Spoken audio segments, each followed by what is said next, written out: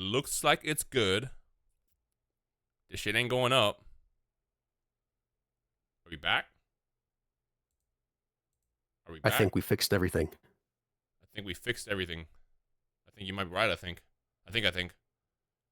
Okay, I went to your stream and got an ad instantly. I wish I could turn it off, but Twitch fucking sucks. You know what? The second I said Twitch fucking sucks is when everything got nuked.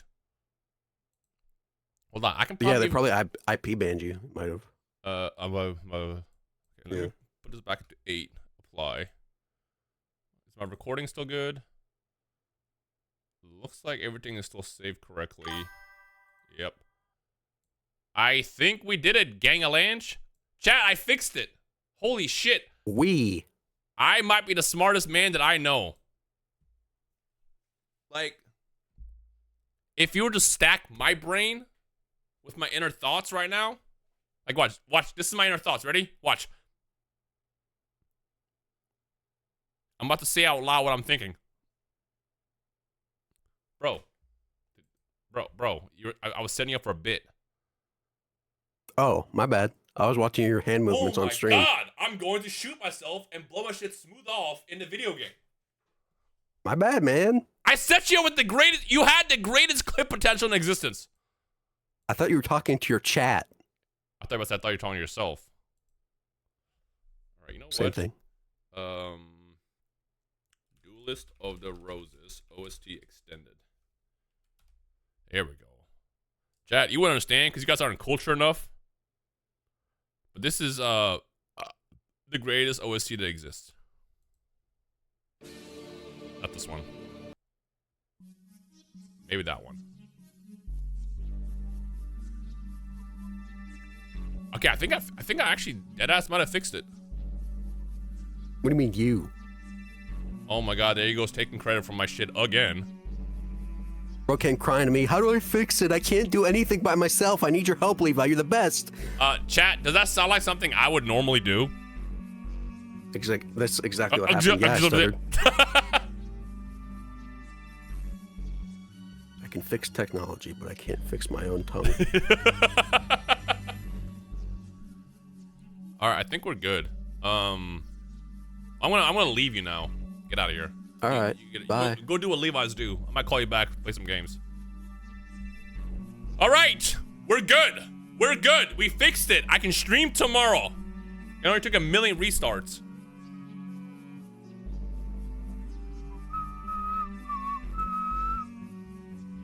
After 1 billion tech restarts, be back live.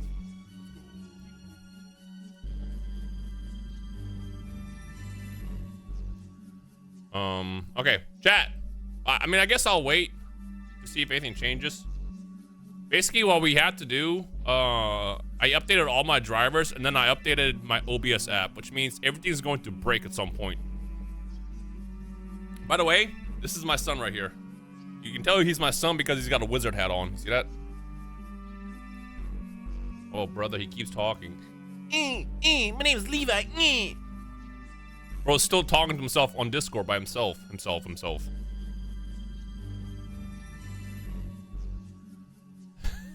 Now he left the call. Yeah, of course you didn't realize.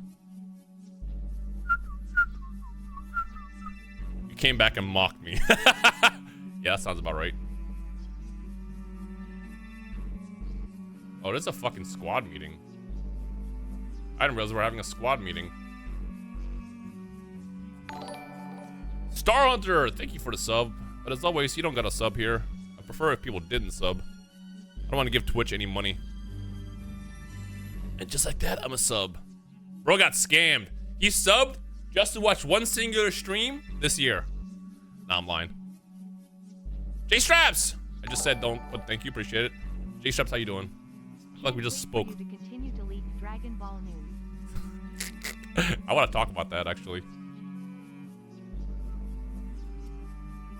All right, this is probably as good as they'll get. We have to restart 1 billion times. We got no noties out this time that were alive, but that's fine.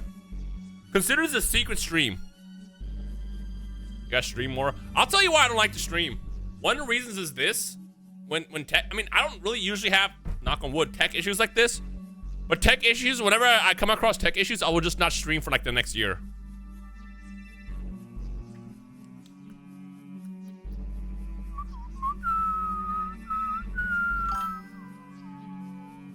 We got 69 viewers, let's go. Hey, what up, Zeke? Zeke, how do I actually pronounce your name? I feel like I've known you for like years now, but I always just reference you as Zeke.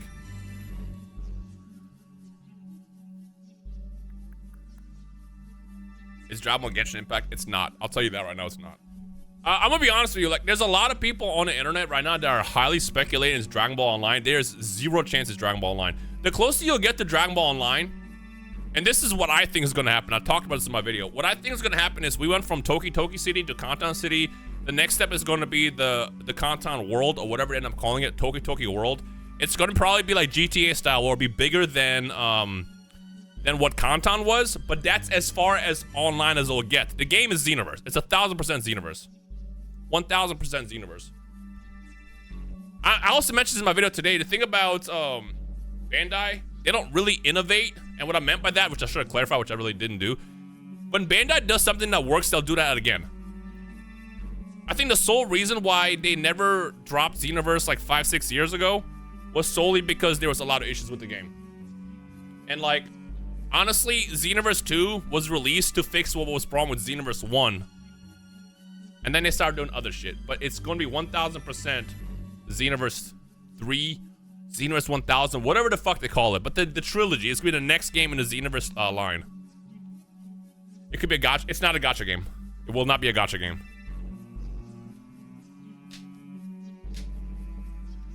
I'm saying it's like a fucking no. I don't know. But I'm just, again, I'm basing it off of how Bandai has operated for as long as I've played their games. How do I feel about the art style? We don't know what the art style is. One thing that we shouldn't also look at is look at that initial trailer that they revealed and then assume that that's what the game is going to look like and play like. Because for all we know, it's going to be more closer to what Sparking looks like than anything. And that actually matches up because, so, if you guys remember, there was leaks. And this is where I based all my leaks off of it. And I put all my stocks into this. In November. Actually, it might have been October.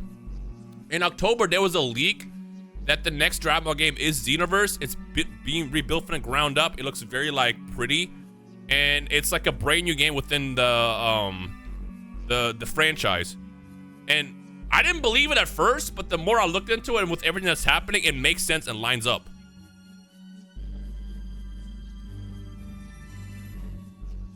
Those same leaks said that the game announced wouldn't be Xenoverse 3. No, they did not. They specifically said Xenoverse. And then dust off the totally missed it. I restarted like 4 times because I kept dropping frames.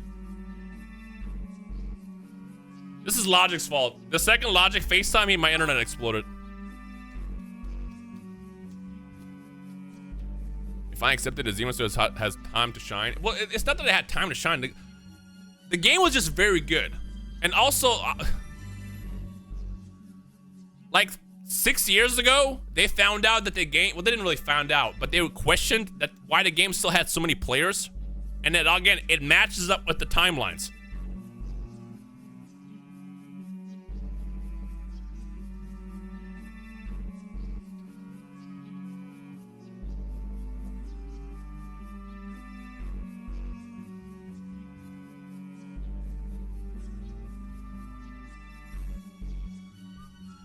Logic is asking where you can get a case of Phantasmal Flames.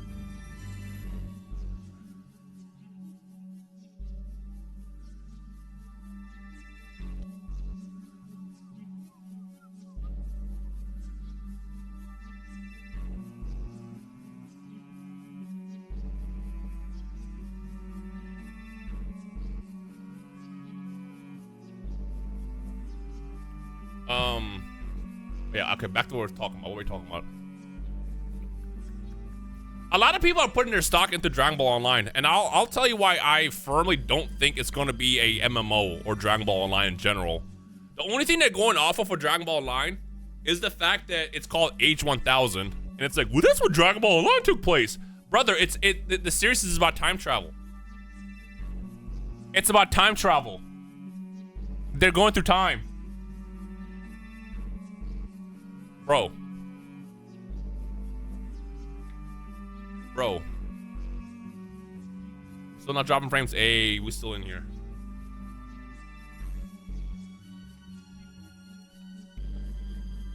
I'm gonna dig into it. Also, Rev and Sama, thank you for your Prime. Appreciate it. We're not playing an MMO. The thing is, it's a console game. That's the other thing. Is they would never just straight up outright just drop a console game as an MMO game. They wouldn't do that. The closest thing you'll get, and this is what I think might happen, it's going to be a gigantic hub. There's going to be players, but it's going to be just like how Xenoverse 2 was. If you walk into the other player, you can fight them. And then it goes into, like, you know, the map where you fight them like anything. They did say console game. They 100% said console game at the event. There's just no chance.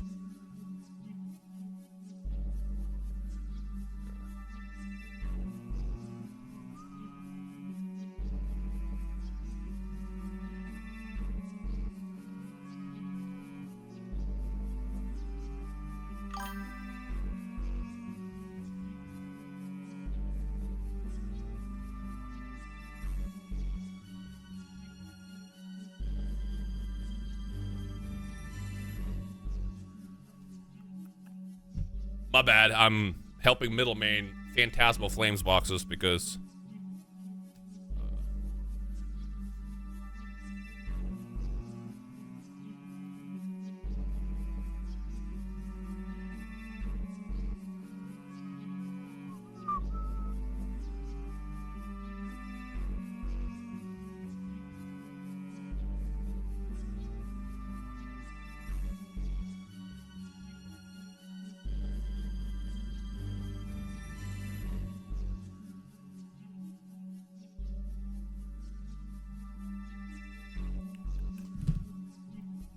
Age 1000 is Dragon Ball Xenoverse 3. No, it 1,000,000% is. It might be called Dragon Ball Xenoverse 1000. It might be called Dragon Ball fucking Zero. I don't really know, but it's not online. There's zero chances online. Jeffrey, good lord, yo, can we show some love to Jeffrey? This man has stayed subbed for 80 months at tier 3, despite how shitty of a streamer I am. Jeffrey, you're the GOAT. As always, you never gotta do that, but I appreciate you, bro. Jeffrey, every time your name pops up, you know why you make me sad? Because I remember when Danny used to stream. I just talked to Danny earlier. I was like, bro, what are odds you come back for Xenoverse, bro?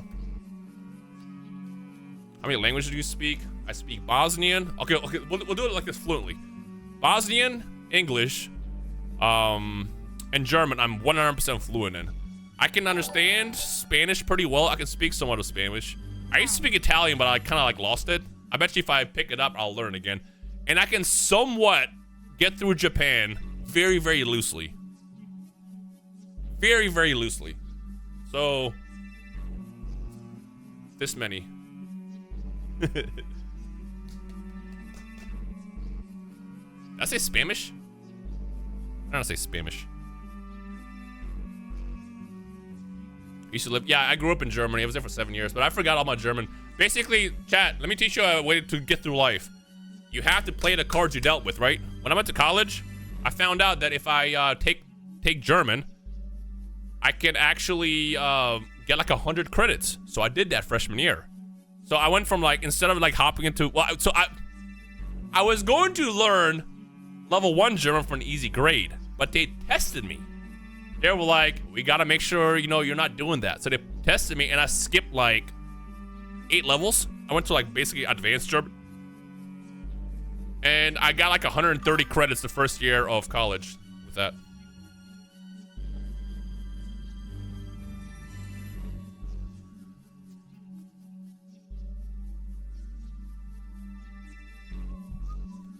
Also, while I was in college, I took billiards. I took bowling.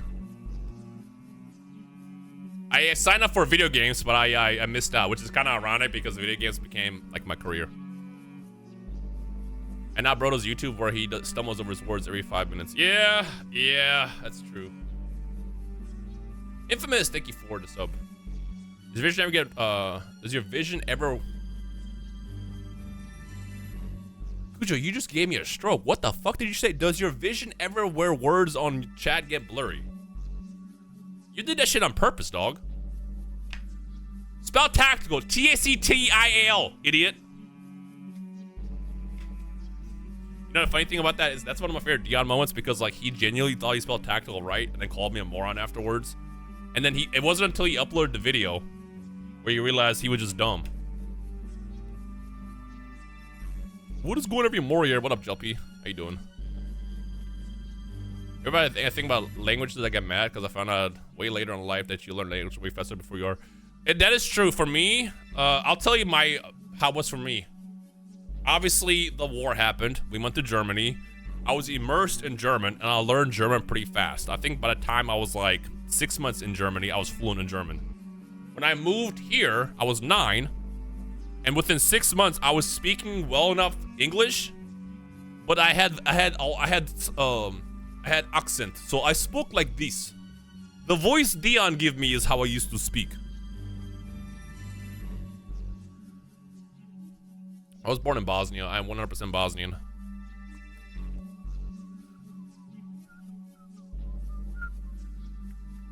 Any drama pop-ups? Nah, I was thinking about just going to Japan. I went to the Dragon Ball store when I was in Japan. So I went to Japan twice in December. I came back after my initial trip, but then I went back a week later for Jump Festa, where I actually got a chance to go to the shop because while I was in Japan the first time in November, December, they had like a limit of who can get into it. And when I left, they lifted the limit, and I went back. Shop is pretty cool. I'm not gonna lie. It's just a lot of the stuff that they sell, you can just get online, so it didn't really feel special. What's your prediction for the moral arc? I want to say it's got to be 2027. It's got to be 2027.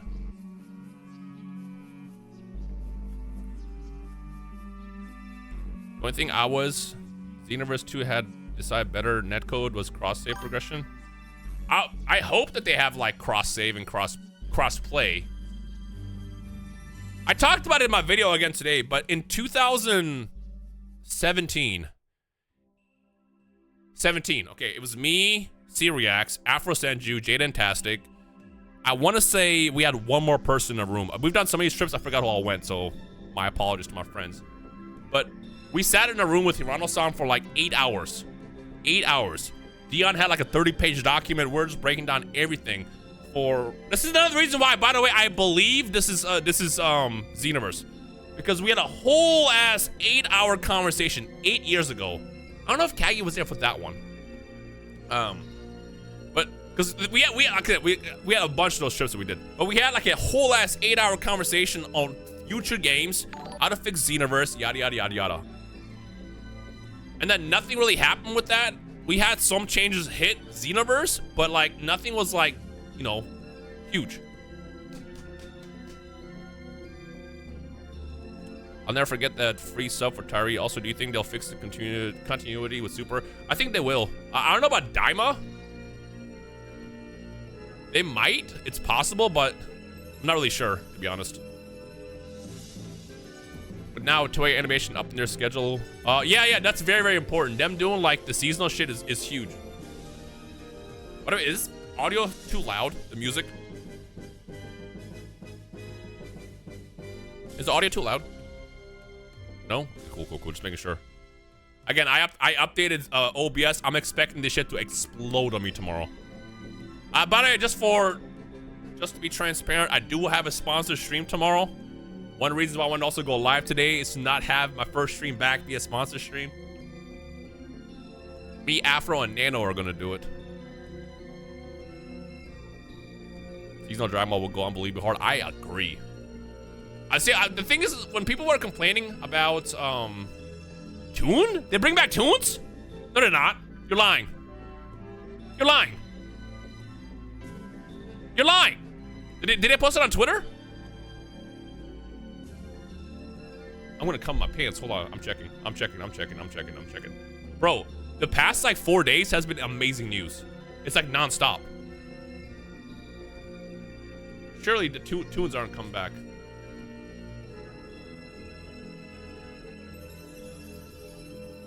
I don't see anything on Twitter. Maxi wasn't completely cooked. Maxi's a 1.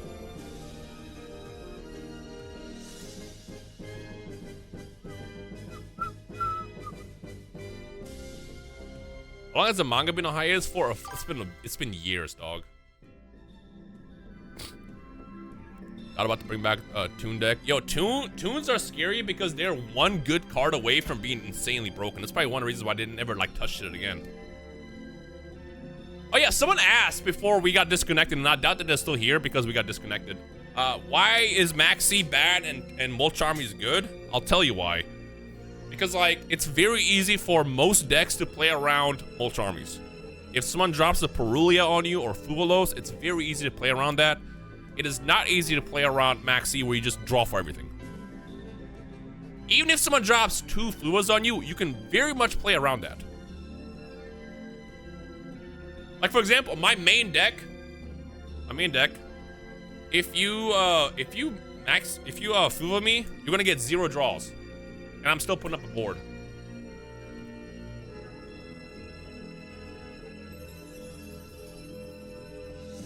I am still putting up a board. He's pulling his deck out. Whereas, whatchamacallit, the Maxi is just incredibly broken and unhealthy. I told I wasn't how to goat it. You know what's funny about that?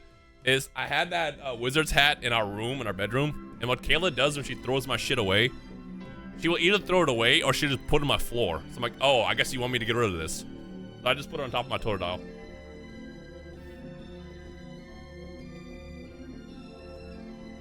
Getting back into fighters, I can't do it. I can't do it. When I was playing fighters, as much as I was playing back, it was just so much like practice. It was a lot of like non-stop practice. Didn't know where it should go. Yeah, she always. No, yo, let me tell you what. Can I expose my wife for a second? This motherfucker. This motherfucker. She looks at me and she goes, "You want to cut down on the shit on the shelf that we have?" I'm like, "Sure. What do you want to throw away, right?" She goes, "We can throw away that Charmander." And mind you, the Charmander is standing next to a Squirtle. This Lego Charmander is next to a Lego Squirtle. And I go, huh. I noticed you only said get rid of the Charmander, but you said nothing about the Squirtle. And she goes, "But I like my Squirtle." I'm like, "Oh yeah, so just fuck me, I guess. Throw my Squirtle away, leave your throw my Charmander away, leave your Squirtle. Bet." Bro. It's the way she specifically goes, "We can get rid of that Charmander, right?" And I'm like, "What about the Squirtle?" "I like that one." "Oh, okay, because that's yours." Yeah, she's a hater. Absolutely hater. Welcome to marriage? Yeah, pretty much. I'll never forget when she threw away my a Nerf gun. Bro, me finding that Nerf gun in the trash can was the funniest shit in the world. Back there somewhere. I just happened to throw something away and I see my Nerf gun at the top of the trash can inside the trash. And I'm like, "Why is this in the trash?" She goes, "I'm throwing it away. We don't need it." I'm like, "What do you mean we? It's my gun. It's my Nerf gun." This motherfucker. Molcharmies aren't good though. If they had a max limit on how many. Oh. He said Molcharmies aren't good. If they had a max limit on how many draws, then they're good. I mean, any card. So. The Charmies are meant to give you 1 billion cards in your hands. The Charmies are meant to like slow down your opponent from playing, so you can get, you know, a draw or 2. They're absolutely balanced.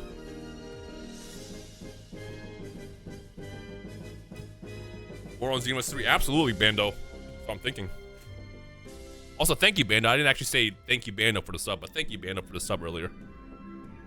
It's forced a half board that can be played through. Yeah, not even just a half board, but like it forces like you to think differently too, which is what I like about it. Unironically, I love getting Fuvad because it makes me think, all right, what do I want to do? How do I want to do it? And the best part is you can blast Fuva on turn 2 after you set up your board too. It's gonna be really cool being able to tell my friends they can just go into Beerus episode 1 after finishing Z instead of Battle of Gods movie. Yeah, I agree. I do agree. You think the current Xenoverse 2 is gonna be the last DLC? Absolutely. 1000%. Chat! I put it on Levi's soul that DLC 4 is going to be the last DLC we get for Xenoverse 2. I want to say Xenoverse 4. On Levi's soul, that is the last DLC we get. Revolution Booster tunes? Alright, let me check. It's called Revolution Booster?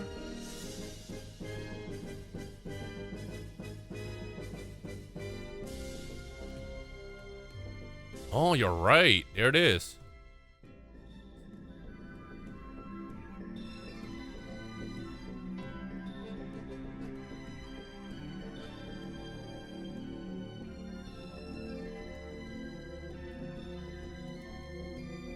Hold on.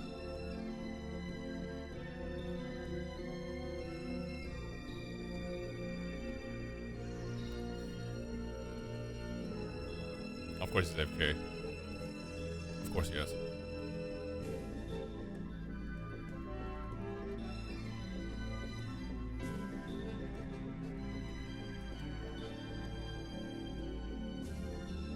Yeah, looks like we're getting new tunes. That's crazy. Yo, this is Toad's fault. Fault?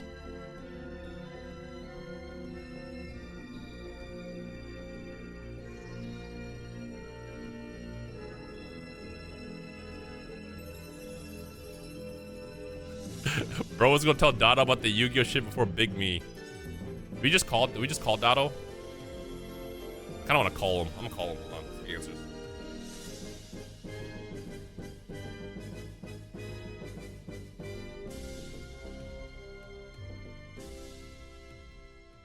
Apparently he's been Dado does this thing while he'll just join squad and just be fucking muted.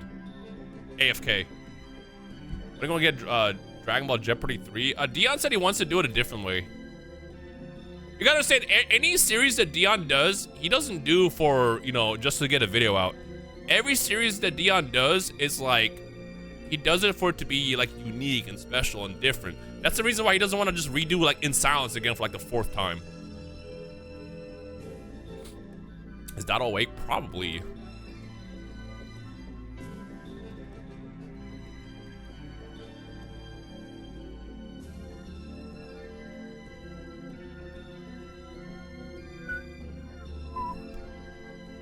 Speaking of Zeroes 2, does that mean we'll be making more Zeroes 2 this year? Yes, so I had Levi make me a new raid. It's just Patcher broke and doesn't let, check this out. Patcher works, right? The only thing that doesn't work is we can't add a third person into the group. So as soon as you add a third person in a lobby, the game breaks. It's such a random bug to be like active, but that's what happened. So remember how we said the raid video we posted last week?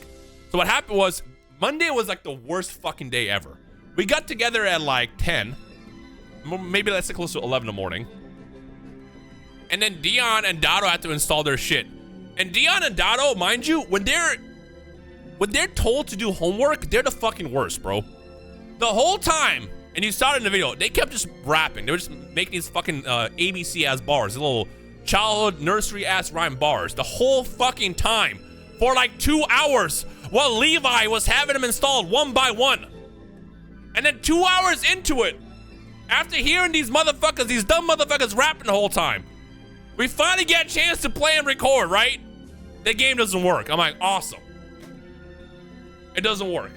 We tried like 3 times, doesn't work. So we're like, well, luckily we have 2 fighters raids we haven't played yet, but fighters mod, the one that we had made, was still kind of buggy, and what we thought was fixed wasn't. So that shit started desyncing all over the place. It kept breaking left and fucking right. Holy shit, bro. It was awful. And then after like 5 hours, we finally managed to get one video out. So it was like a 50-minute recording. And at that point, we all just dispersed. Like, all right, we'll see you guys next week. It would have been as bad if these motherfuckers weren't rapping for 2 hours and then, you know. And then we realized it was broken. We need from, what's up, Rhyme? You know what we need from Xenos 1, Xenos 3? Hide the key and stay on, make it match some more intense. That shit would be gas. I'm not gonna lie to you. Sagaruchi, thank you for the sub. That would be gas. I could probably suggest that.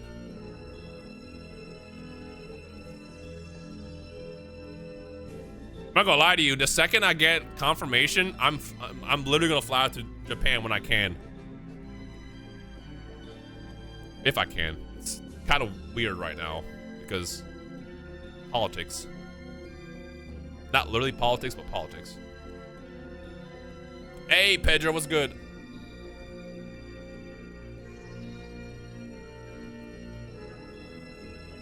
Oh, brother, he wants to bring me home a new tune card in May.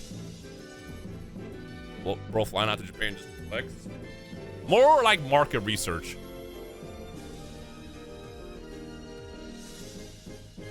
Does that also affect you guys flying to vacation?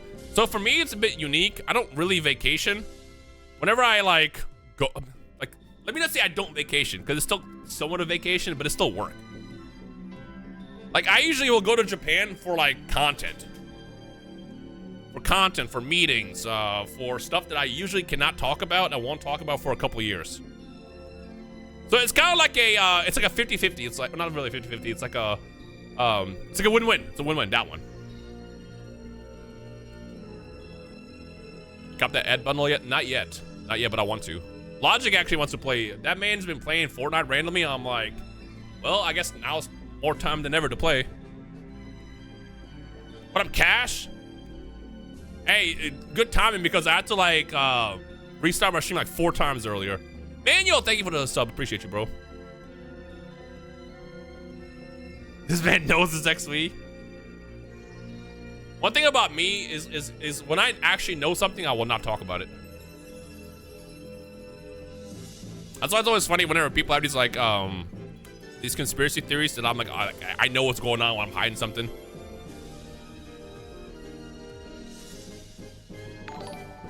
But I also study, like usually I study the what's the word? The trends. I will study the trends and like what they've done in the past. I've never been technically wrong in any of this coverage. Not to suck my own dick, you know, but like sometimes I be knowing what I'm talking about. Hey, Kawaii Cake Senpai, thank you for the bits. Forget the password. Nah, it's just Twitch is just a bit annoying because every time I go live, something breaks. Did I miss a talk? No, we're technically starting again. I restarted like 4 times earlier, Michael. What up, Staying Live? What's poppin'? You guys gonna put something on a squad channel? No, but I think Lotus is compiling a compilation video, which we might do. So we were going to do a everyday beam, I think today, and then we didn't do that. I think they're having a meeting about it now, and I kind of forgot about it, if I can be real with you. We got a cat today.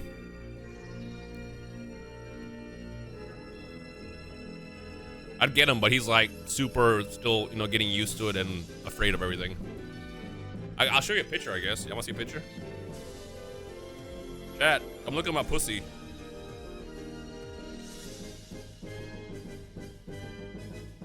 Look at my pussy, chat. That's my pussy. Alright, it's kind of blurry, but we posted them on our Instagram. You played Arc Raiders? I have not. I've been wanting to.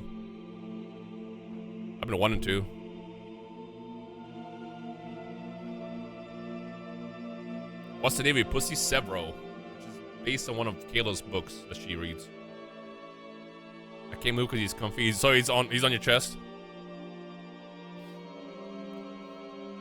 You can keep saying you don't know anything, but believe it. And yes, make sure bro requests because that would be gas. You can keep saying you don't know anything, but I believe it. Ah. Yo, Rhyme is the best pussy. All right. I mean, I guess I'll set that one up. He's on my left arm and then I'm sitting on the bathroom floor. This music is a bit too fucking... Where is this one? Where is my Yorkist? Yorkist?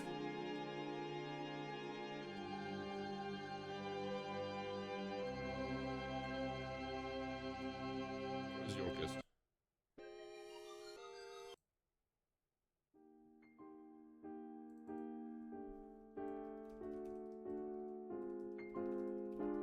Yorkist. Extended. Can I get an hour of this? I need an hour of this. Here we go. I wish YouTube had a loop button where you can just loop a fucking video.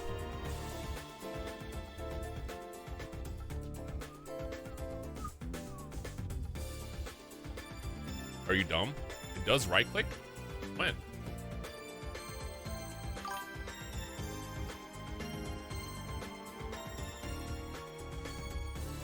That something was in my eye. I'm gonna loop this actually because I feel like I want this to stay playing nonstop. Anyways, buddy, buddy, yo, why you hit me with the queso, buddy? Yo, I'm red too. Holy shit, I might be embarrassed. Hey, Chad, look at my Yusuke. Look at my Yusuke from episode like 3. Me changing the subject. Why are you asking how long I did YouTube? It's not important, bro. Like, god damn. I'm about to beat. I'll whoop your ass for that. You think a new Exodia engine is a glass cannon? No, it's actually pretty good. It's kind of a sleeper. The only thing I don't like about Exodia is a lot of people played with floods.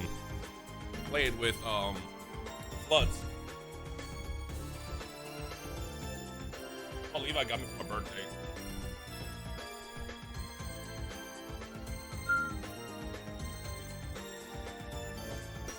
You're gone.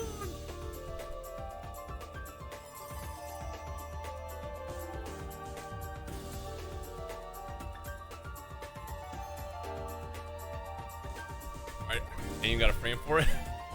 I can't get a frame because I'm running out of room, so I actually just have it in the fucking plastic sleeve you gave me on my wall.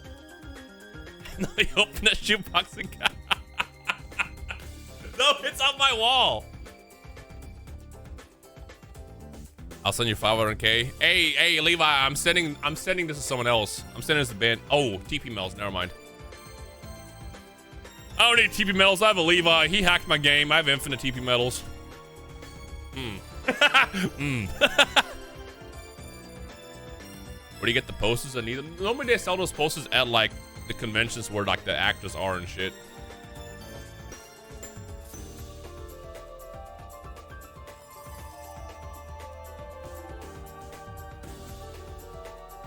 He done put that with the Roach Dion was talking about.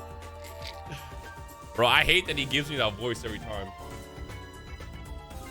You know what's funny? I know Dion doesn't know what that shit has a loop. Next time, nah, I don't want to test it because if I find out he knew about looping, I'll kill myself on camera in the video game.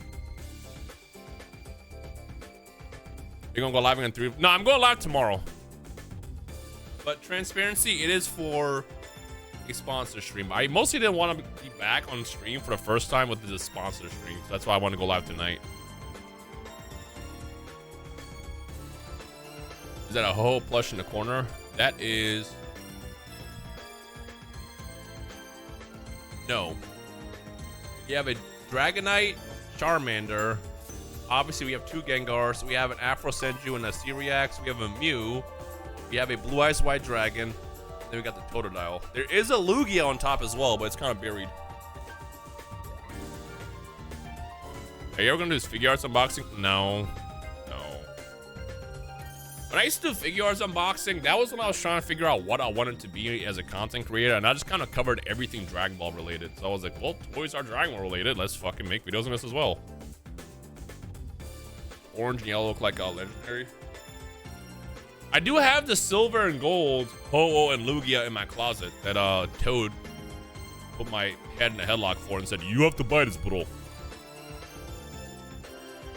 Figure arts were cool. They are cool. I just don't want to be a guy that covers like stuff. I just want to, you know, like I feel like I can't be entertaining opening toys. Like, all right, welcome to my unboxing. There it is. Get out, like. No. What's up, guys? Today we're gonna do an unboxing. New deck box. All right then. Thank you for watching. Experimental rhyme era was fun. It was because it was like figure out what to do. But like now, like my thing that I want to just do is I just want to like, you know, Hop on here, not forced content. A lot of times I did force content in the past because again I was trying to figure out what I wanted to do. Basically, what you can always expect in a channel, if it's an upload, it wasn't forced. You're planning on coming to New York Comic Con? It's funny you say that. No. But we're trying to do a squad meetup for like a squad house for like a week, and they were like, "Don't pick New York. Ryan will not show up." I hate, unironically, I hate traveling. I hate traveling. Like, I don't like to travel. I like to be very low-key. Even this year, I've been thinking about, like, not going anywhere outside of Japan for, like, business. But, like, I don't even think I want to go to I don't know yet. I might not go to DreamCon this year. Debating it. Ever been to Florida? I've been everywhere. Before I was in YouTube, I did music. I was in the music business, so I did a lot of touring, unfortunately. Which is probably why I don't like to travel now. Like, that shit engraved in my brain. I hated traveling. I was on the road like 24/7. I'll never forget being on the road 36 hours straight with no sleep. That shit was awful. I'm never doing that again.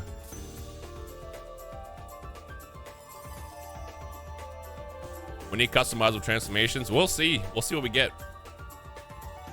I wasn't making music. I was the digital guy. I was management. I worked with a lot of artists back in the day. Oh, it's up there.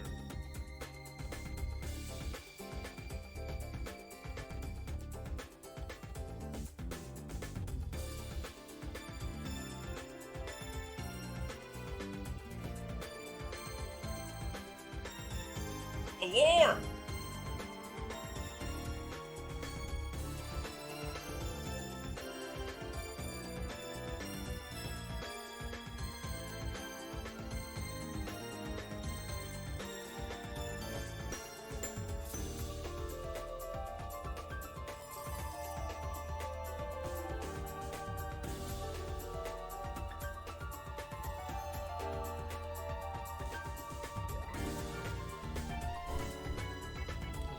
Everything over.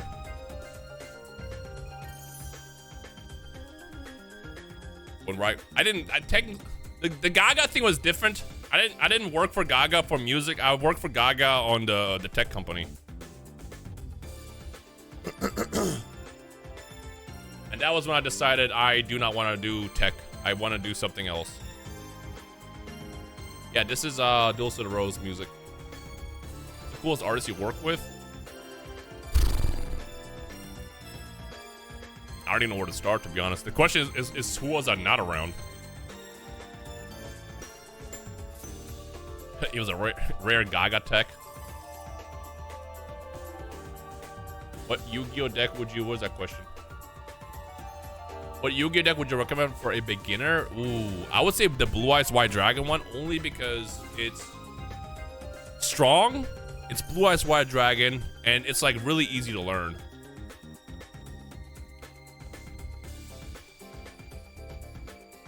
I helped out with Logic on digital a lot. Like, I was one of the first people that got them posted in the blogs back in 2011. Like the big blogs.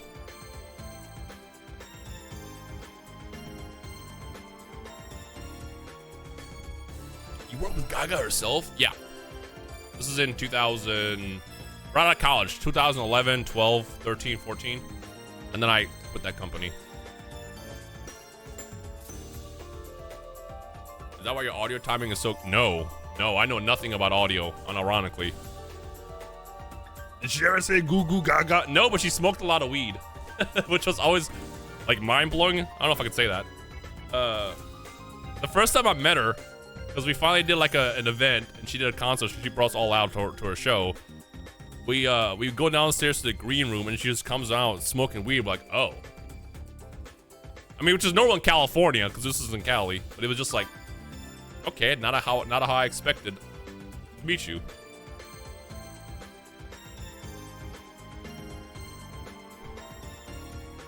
Basically, the stuff that I use to like help artists get out there, I used them myself, and then I became a YouTuber.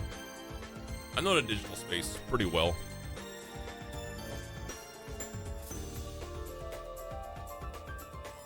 Post to YouTube every day. Yeah, that was when I was at a tech company. That shit was draining. That job was every day from like 7 until 7 at night, while doing 2 videos a day and editing myself. Would you accept that she offered? I just don't smoke. One of our coworkers did though. She was like, "Anybody want to hit?" And the guy was like, "Yeah." And then like our boss was there, like our boss that works at the actual office, and he was like, "I don't even care. How often do you get Gaga to say, take a hit with me?" He did not get in trouble for that because he made a good valid point. What are your thoughts on Yaya? I can tell you with 1,000,000% confidence, it is not Genshin. It is also not Dragon Ball Online. And Yaya, you've known me for like a decade. Have I ever been wrong? With 150% confidence, I can tell you that is not happening. So you got nothing to worry about, brother.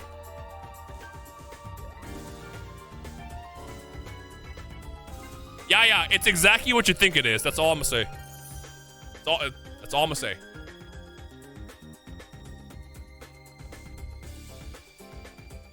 We'll play Duel Sim. I want to. Bro, if YouTube's fucking algorithm wasn't dog shit, I will play every game possible.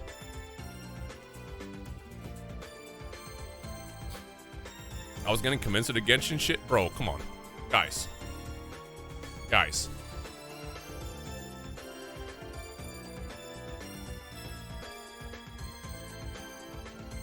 Something that you look forward to doing as a living, bro. One of the reasons why I don't go live as often is like I like to just wake up and just fucking chill, and that usually translates to me playing a whole lot of Yu-Gi-Oh before, like, you know, working. What about buddy games? You know, if we were able to pre-order the Yu-Gi-Oh sets, you can on eBay, but I don't know if I recommend that because I pre-ordered something that never showed up, and when I tried to message it, I got blocked. So that is a possibility of what can happen. Hey, you have a good night, Cash. Thank you for stopping by. Scrambles, thank you for the sub. Where'd you go to college at? In Indiana University. I studied tech. I miss my weekly Mario Maker's Monday. Bro, if Mario Maker did not get nuked by YouTube, I would have never stopped that shit. Mario Maker, I think, was my favorite content to make. That shit is so fun, but holy fuck, that shit is just dead on. It's dead on arrival. I think what irks me the most about Mario Maker, and Toad will tell you because he sees the comments all the time, is like I briefly brought Mario Maker back, and the following week I was still getting tweets, or not tweets, but comments saying, "I wish you would do Mario Maker again." I'm like, bro, refresh my page. Literally refresh my page. But that's just the nature of the beast. I think unless you get everybody to like check your channel weekly or daily or whenever your upload schedule is, it's like you can't rely on the algorithm to like work on certain videos. Nah, I'm not a big comment writer guy. But watch your great returns to the other channel, and I know you really like ARS. I want to know your opinion on Gemix.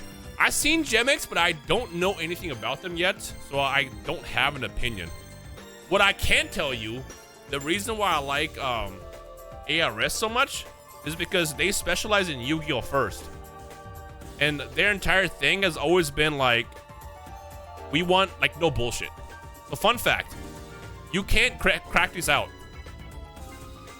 I tested it. I've cracked out a lot of slabs in the past like 10 years. This is as far as I got with this. You cannot crack these out. I want to see how strong these are. You cannot crack these at all. And another fun fact, you can't regrade with them either.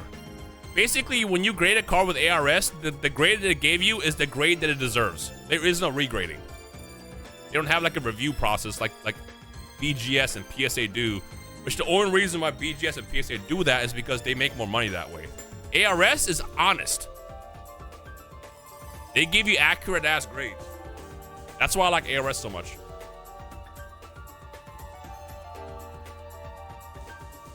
Any YouTubers like Iron Mouse, YouTubers or VTubers? I fuck with the VTuber community. I mean, my wife is a VTuber. I like VTubing. I think the concept of VTubing, I mean, fucking Kagi, Sayu, like, hello? VTubing is dope. Or do I know any YouTubers like Iron Mouse? I don't know Iron Mouse or Jaden. PSA is a monopoly. If you want to call it a monopoly, it's not really a monopoly. You can't say they basically run a monopoly, but it's not a monopoly. They're very strong. But also, like, it doesn't change anything to how BGS or SGC were before. The reason why PSA is so popular is because they've done it just right. PSA gives you exactly what you expect. You know, pretty good slabs. I don't like how this shit's very opinion-based sometimes. Where, you know, you'll get a 9, then a 9, then a 10. But, like, again, the reason why they do that is dumbass politics. They know we're gonna regrade cards. But I've done more grading than anybody on the fucking planet. And, like, whenever people try to tell me, oh, use tag, use CGC, you know, it's like, no, I will not, because PSA got it right. People were like, yeah, well, PSA fucked up a grade one time. Yeah, one time, bro. Thoughts on size, bro. I'm gonna be honest with you, I knew about that shit for months. I knew about that shit for months.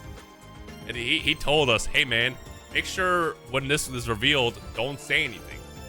But the thing is, his voice is so distinct. I'm like, brother, this is your voice. This is your voice. I cannot pretend that this is not you, dog. So I just went with the crowd. I was like, you know what? I can play it off. Deadass. That man has a very unique voice. You cannot fucking put a gun to my head and say, suck this cock or pick out Kagi's voice. I will always pick out his voice.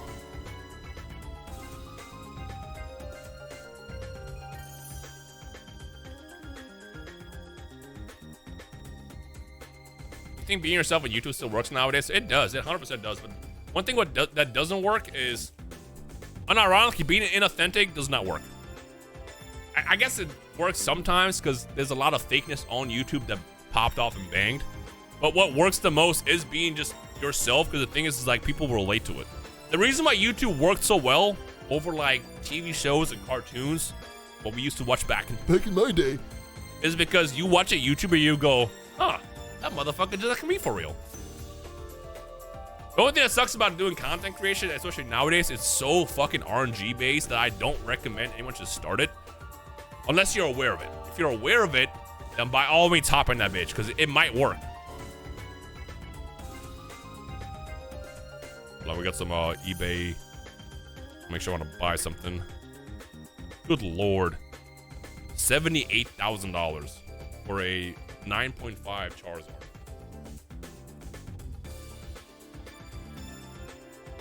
If I haven't buzzed in a while, if you're faking the energy, people will know it. Yeah, exactly. Like, it's like, if you look, you can tell anytime I was having an off week off of the videos that I posted. Because I will still stick to my schedule, even if it's like a shitty day. But like, you can definitely tell when something is off. When someone's having, you know, just going through it mentally and stuff. Are you feeling whether or not the new game is Xenoverse? I'm 100% confident in Xenoverse. 100%. I'm gonna tell you right now, in like 4 months, if they reveal the name officially in 4 months, in 4 months, every motherfucker that was trying to argue with me that it's Dragon Ball Online or any other bullshit owes me a fucking apology. Not really, but you know, I will make fun of you for it. I want people to keep the same energy in like 4 months when they reveal Xenoverse Age 1000 or just Xenoverse 3, whatever they call it. When they reveal the official name and they see Xenoverse, I want an apology. Xenoverse all day. Xenoverse over Sparking Zero only because the game covers a lot of content. Sparking Zero was so bare bones, and honestly, like the biggest selling point to me was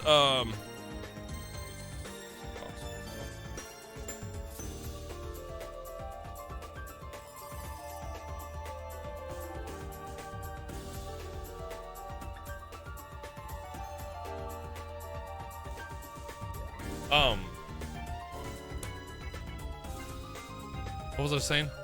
I got fucking distracted. Oh, because I was highly sold on the custom battle mode. Because what they were trying to do with custom battles is they wanted to do like what we did with the Three Idiots, where it was like your own like raids, your own like fucking storylines. It just did not like, it didn't hit like exactly how they thought it would hit. That shit was hot ass.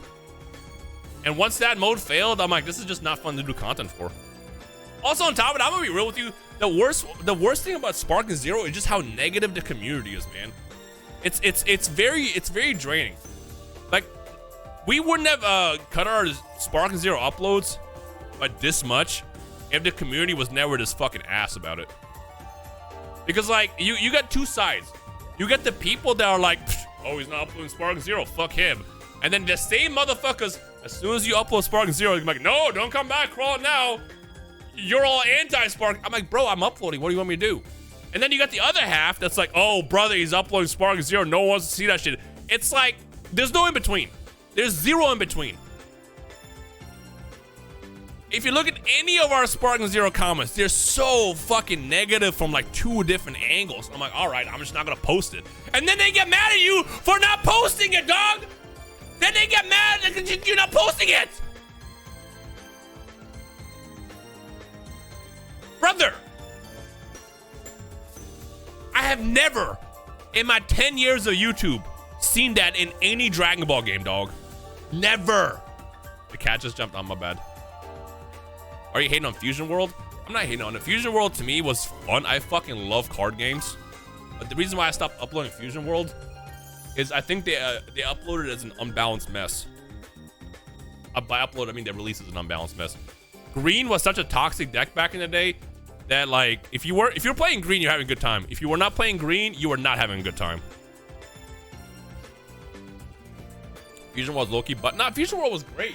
They left it unbalanced, and then they released the second set, and then now red was broken, and I'm like, this is not fun, bro. Where's the balance?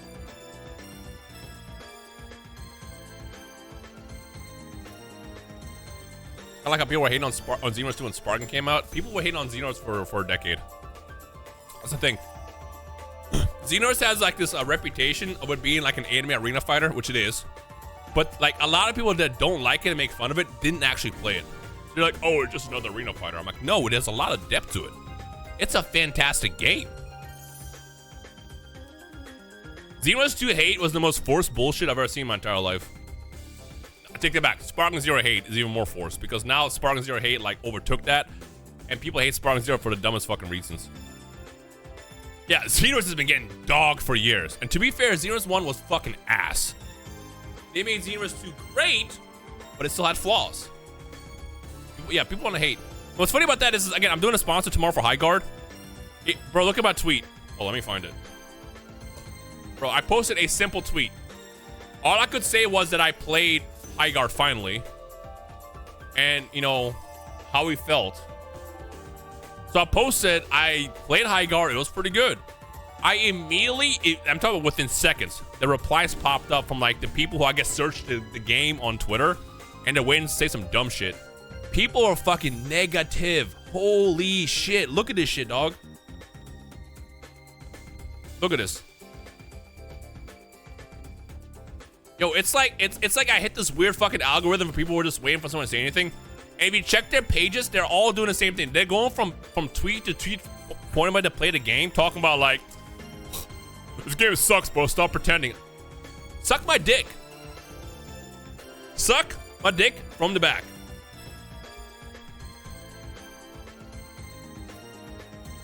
Anyways, I wish I can talk about that game, but we'll talk about it tomorrow. There's a lot to talk about.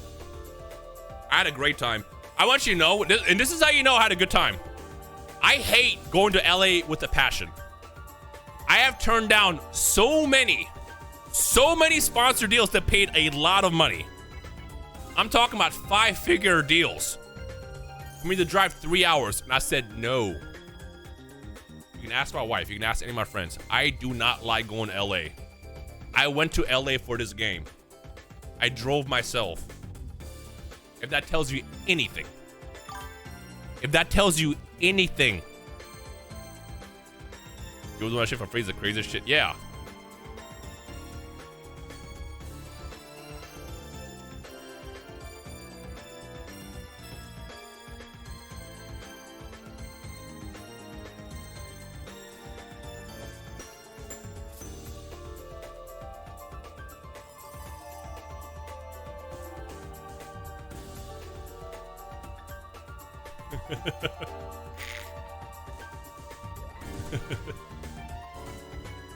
Anyways, back to what I was saying.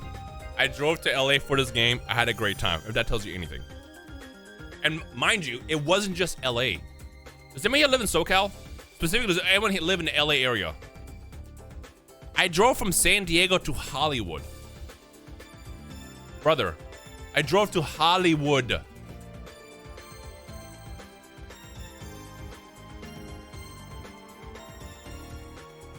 And I had a good time. That sentence is only relevant if you live in a SoCal area because it tells you a lot. It's not just a long drive, it's an awful drive. That's all you have to know. We'll talk about it tomorrow. The stream will be tomorrow at 10 a.m. PST for about 2 hours. Me, Nano, and Afro are gonna team up. We're gonna get infinite wins. It's gonna be a good time. I want to go to LA for Dodgers game, and that's it. Traffic sucks. It does. It's awful. 301 Diego.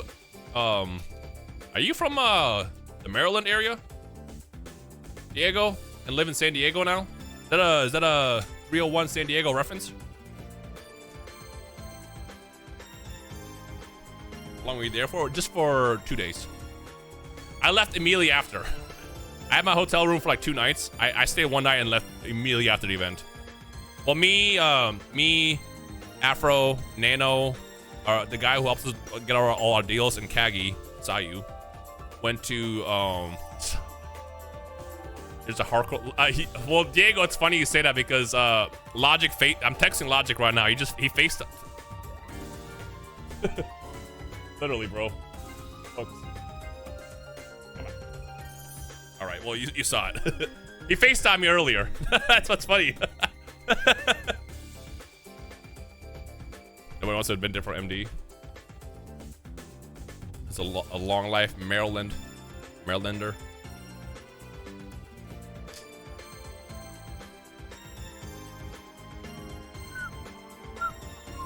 Anyways, we'll talk about the game tomorrow.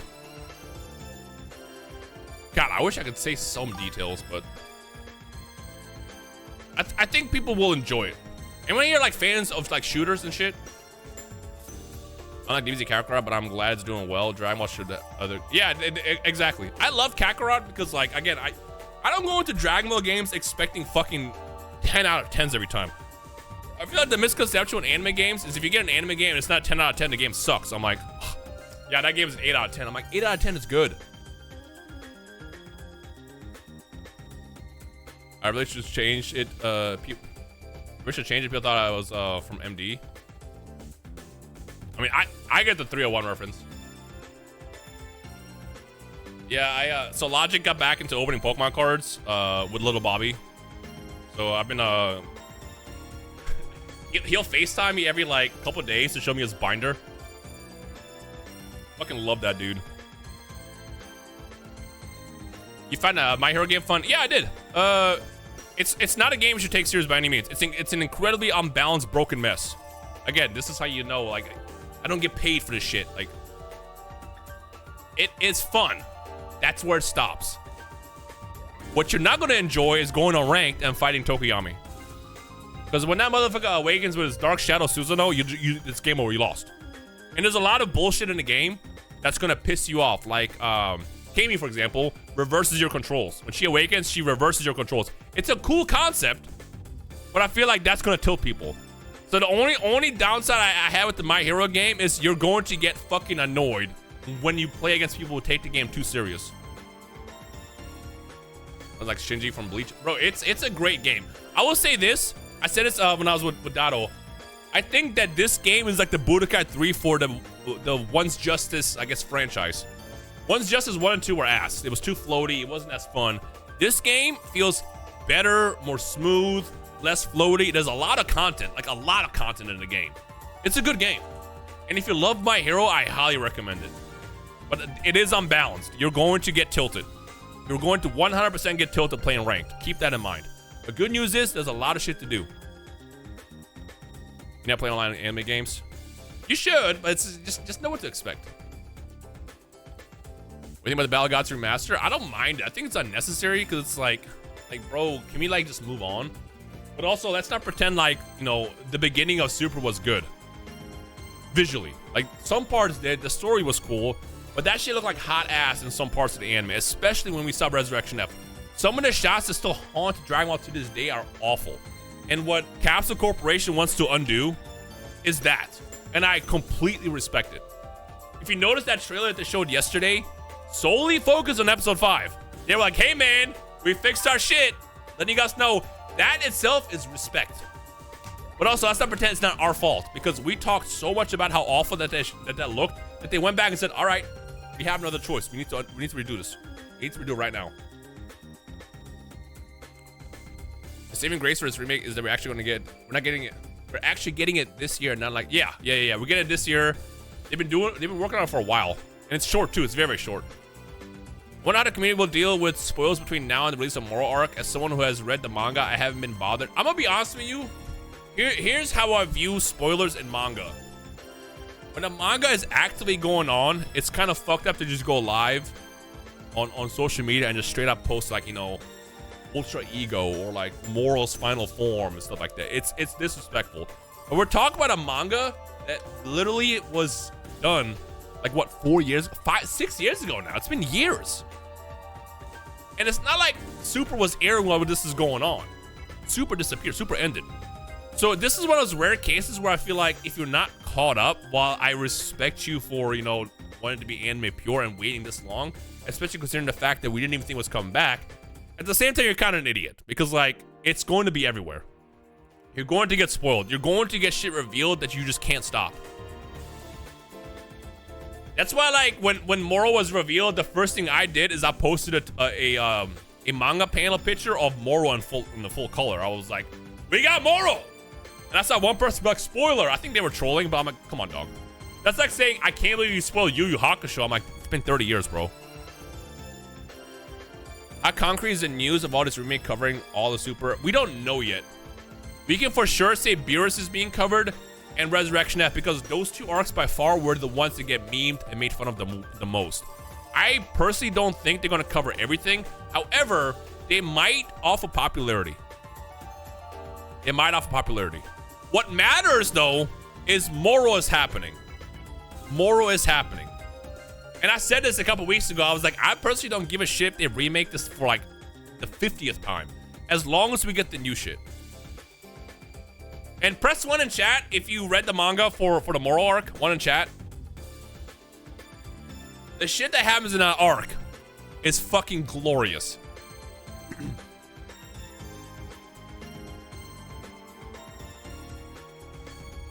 Bro, the shit that happens in that arc is going to be so peak when it's animated. On top of that, one thing I love Capsule Corporation for is they promised that it's going to be the most godliest animation that they can do for the show. And this is what Dragon Ball has always deserved, because Dragon Ball is the biggest anime of all time. It is the biggest anime of all time. It might not be number 1. Pokemon technically is the biggest media company, but Dragon Ball is anime. It is anime. It's fucked up they didn't mention Toyotaro, which is weird, and I don't know why they did that. But again, we might find out in the future. There's a lot that I want to say that I can't. Like, a lot of people that know me, you know what I'm talking about. But there is a lot of, like, politics behind all of that. That's not good. I don't know how to explain it, because, like, I don't want to, you know, I'm not here to air their fucking laundry, but, like, there is some problems with who's in charge. That's all I'm going to say. I think Moro catches a lot of flack for all the Cell callbacks. I hate that people say that. It's like, oh, this is too much like the Namek saga. This is too much like the Android. Who fucking cares? Is it fucking fire or not? Like, obviously, it was made with the intention of giving us the same emotion and feels that we saw in certain arcs in the past, but it's good. It's good.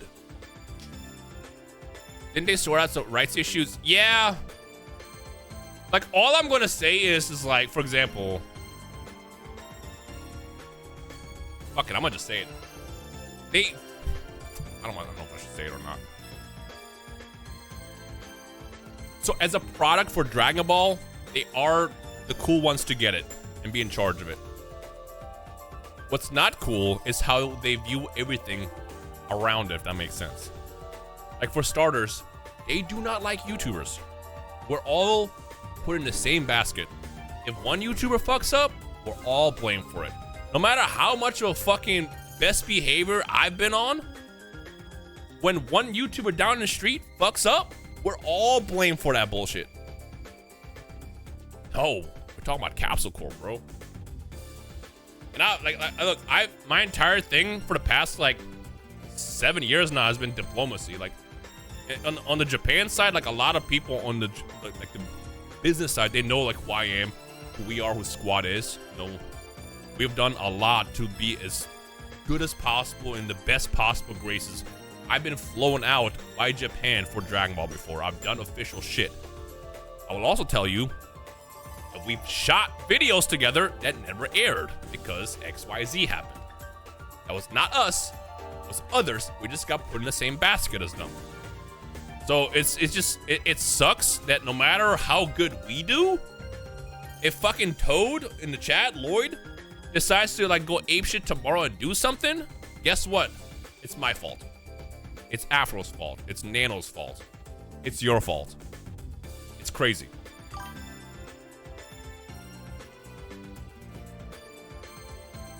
And the worst part is like I've talked to the company. I was like, yo, I will do what, like I will fucking take hits just to show them that we will do what it takes. And what the fuck is that? What is this? What happened? What happened? What'd you do? What did you do? You just enabled followers only mode? Fix it! What did you do? Turn off. Yeah, I think I fixed it. Did I fix it? What did you press?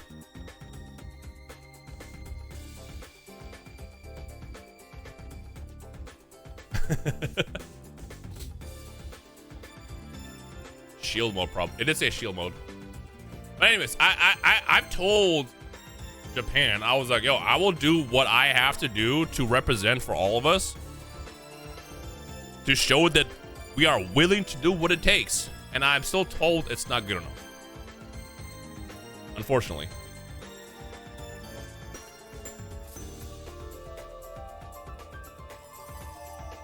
Hopefully with Witsu inviting PewDiePie recently.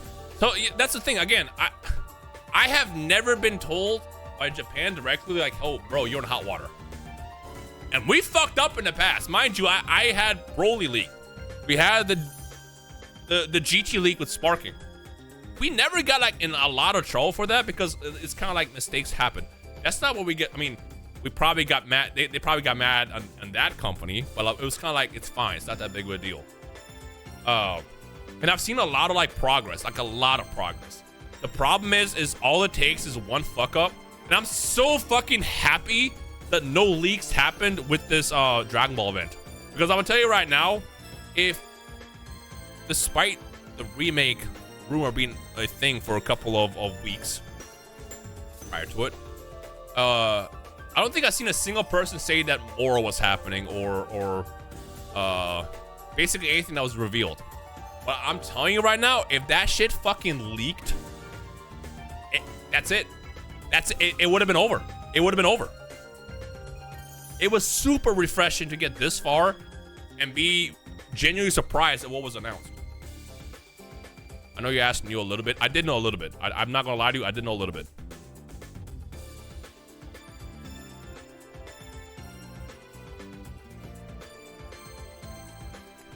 The remake leaked.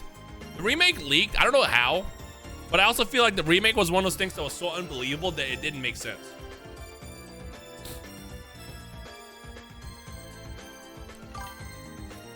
Can't leak nothing though. That's right. I did not leak anything. But one thing you'll know about me is like, I have never on purpose leaked something. You know, obviously I had Broly footage stolen from me from fighters, and that's a whole ordeal. But anything that's like I've covered leak wise, I've only covered once it was out there. It was like, oh, well, this is like a talking topic, I'm gonna talk about it. I'm gonna cover this shit. I did see the Pokemon Legos, and I would say right now, Lego is on some fucking cock. They are smoking some absolute cock for selling a Lego set for $700. I don't give a fuck if that is a Lego set of Jesus himself. $700 for some fucking Legos is a criminal offense. I'd rather buy a Nintendo Switch, dog. What are we talking about? $700, mind you, this economy, people can't even eat. What are we talking about, bro?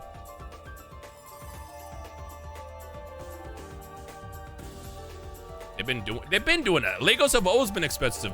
One thing I respect Mega Bloks for is Mega Bloks at least were affordable. Lego got Pokemon set. They're licking their lips like $800, $700. Suck my dick. Unless they message me tomorrow and say, hey, you want to do a sponsored deal, in which case they're great. Those Power Ranger Legos are going to go for $1,000. Here's the thing, Legos have always been expensive. I'll never forget when I was a kid, I wanted, oh my God, this is a fucking core memory. I remember it was this like black dragon with like red wings and fire. And all the Lego set was the little Lego dude, the dragon, then like maybe like a little small stand. That shit was like 30 bucks.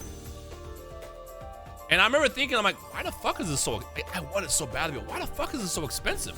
And this is like 7-year-old me, I'm like, why is it so expensive?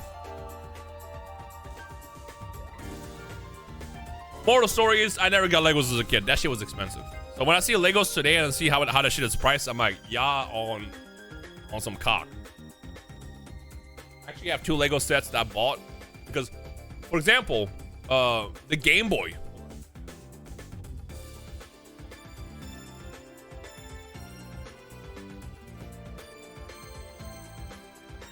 This, as you can see, this is cool. You wanna know why this is cool? This was like 60 bucks, which is still expensive. But for a collectible Lego set, I'm like, I don't mind paying that much. That's cool. This is only 421 pieces. I remember I did pre-order the Nintendo that they released originally. And I don't know if I still have that. I don't think I still have it. I think I paid $200 for that one. And I thought, again, $200 is fine because it's a collectible thing. I guess you could argue Pokemon is collectible as well. But like, paying several $100s for a Lego set is insane to me.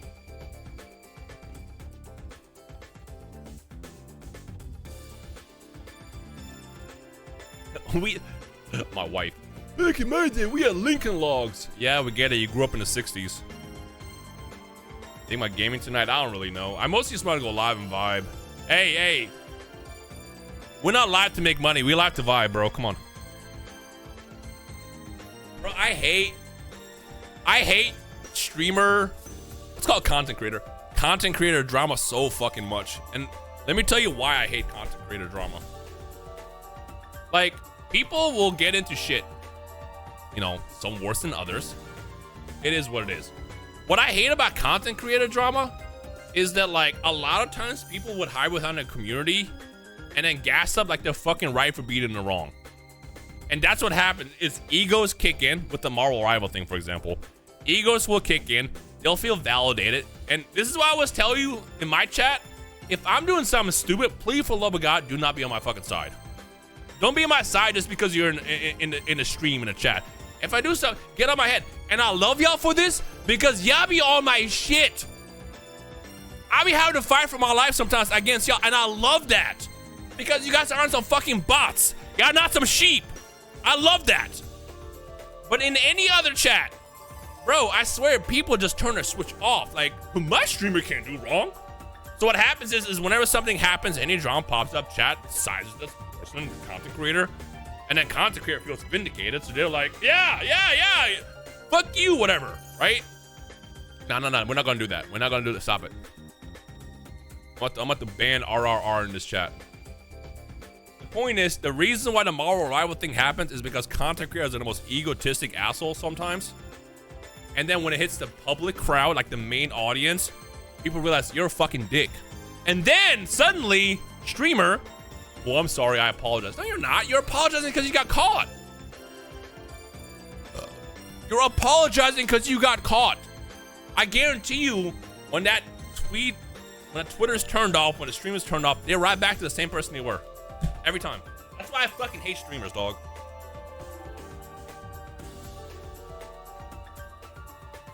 And it feels so great when said streamer has to feel repercussion for doing something stupid.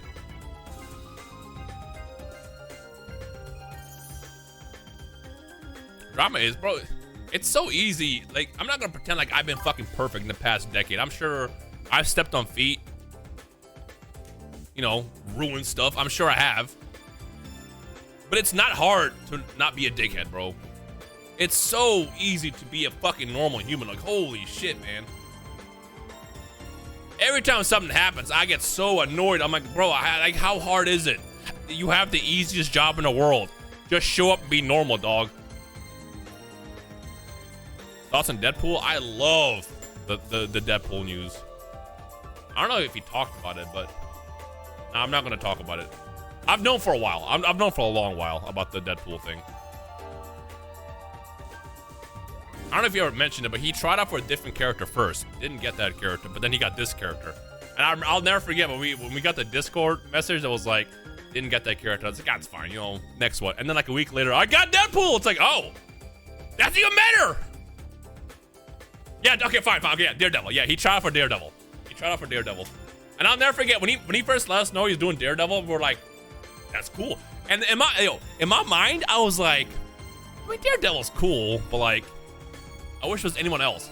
I feel like I helped manifest that because like, I was like, I wish it was anyone else because Daredevil is that character that like, everyone knows, but he might not be your favorite. So when I found out he was trying out for Deadpool, I was like, what's your favorite Pokemon? Said Neo Genesis. I love Neo Genesis. Here's one of the Lugias that I pulled in the ARS lab. I also got my my PSA 10 as well. Yo, Pokemon is crazy. Pokemon has gotten so insane. Fucking focus, bro. Bando. I'm not gonna answer that one. But that's funny. Killer Depth. I have not played it yet. Unfortunately, Marvel Rivals was that game that I played the fuck out of. I dropped it for like a week, and then that week turned into a month. And then suddenly I'm like, fuck, I haven't played this in so long, I don't want to boot the game back up. And then like seasons passed, and I'm like, shit, I missed seasons. I don't want to boot the game up. I also miss Rivals. We're getting a Rhyme plush. I only want to do a plush because of this.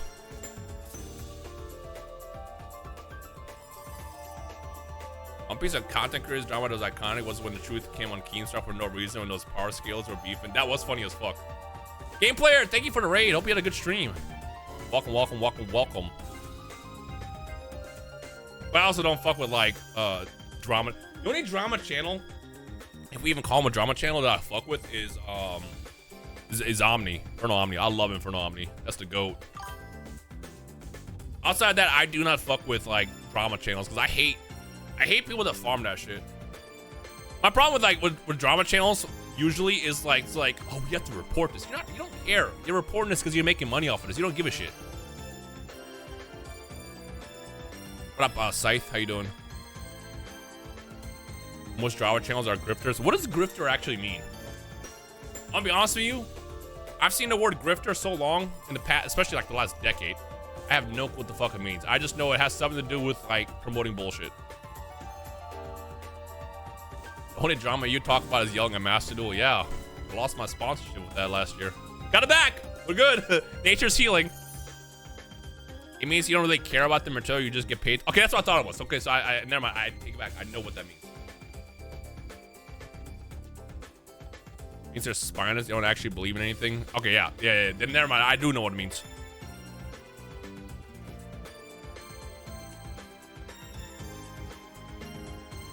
They overuse everything these days. I got drama with the beef I had with YouTube and AI. Bro, don't even get me started on AI. I'll tell you right now, not all AI is bad. Not all AI is bad.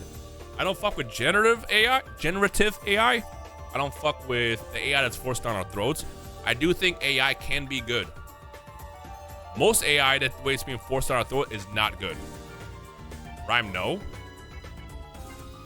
No, it's true. Not all AI is bad. AI can be used for helping humans.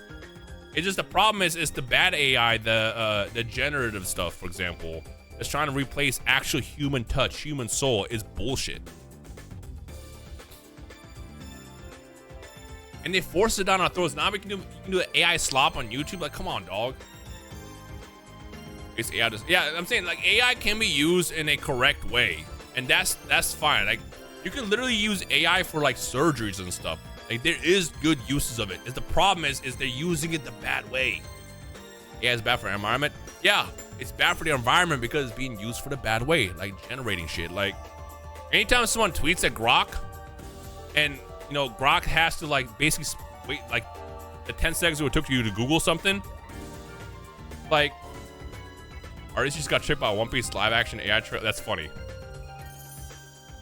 See, I'm on team. Some AI can be funny. Like I've the AI I've used and just giggled at is like when you would message Chat GPT and ask stupid fucking questions. And unfortunately, oh nice. Unfortunately, that's not good. Like I've asked, you know, when AI when Chat GPT first came out, I would be like, yo, Chat GPT, can you explain what win a fight between Rhymestyle, Syriax, and Dotto?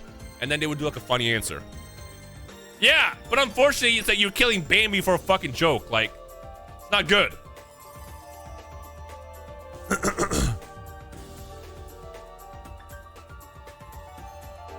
They definitely do be doing way too much, dog. Unfortunately, the problem with AI, it's one of those things that like is going to get forced down our throats, and it's like, what do we even do? I made a video about this. Did I upload it? I don't think I uploaded it. I might have uploaded it. Fun fact, a lot of times I'll sit down, you know those videos where I'll just rant about shit? I will sit down and record a whole ass fucking video. I will spend like an hour sometimes re-recording until I get the words just right and then not upload it. I did do the AI one. Okay, well, I recorded like 6 of those at least that day, and I might have uploaded the one. The problem is like, what do we do? The problem is like, you have all these billionaires who are in bed with like the politicians who are just enabling this shit. What do we as normal ass humans do? Because here's the scary part. Here's the scary part. Ready for this? Yeah, if I don't get my video on one take, I scrap the whole thing and start over. Fun fact. Here's the scary part.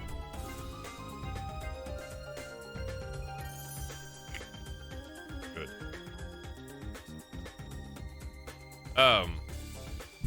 My phone now before I get distracted. The scary part is the fuck was I about to say? I don't remember what I was about to say. I got distracted.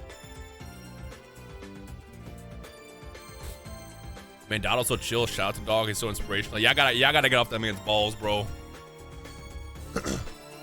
Y'all gotta get off all our balls off of the person that you see on YouTube. Because you never know. You might meet that man, hang out with the one time, drink a beer, be like, wow, I fucking hate that man. You won't with him. But so you know, a lot of times the people that you see us in the videos is not who we end up being. I made fun of him for stuttering in the Zero's video intro, and he yelled at me and restarted, but when I started, it's a free game. Yeah, it's different.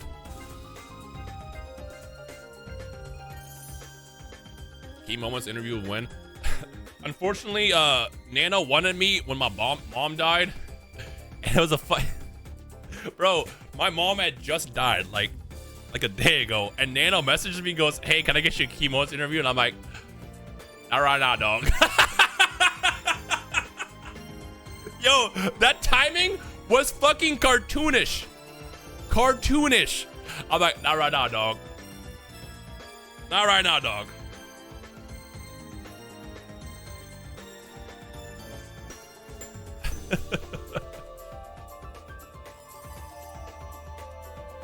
Talking to you guys outside of it is like a test. I want to bring up the divide too. So many people grown up less metropolitan developed. Blah, blah, blah. Yeah, bro. Division is fucking stupid. End of the day too. Like, and I'm not one to talk. I've definitely said some divisive. I've said some divisive shit. Like a lot of divisive shit. But I stand Like, I hold my ground for why I am the way that I am.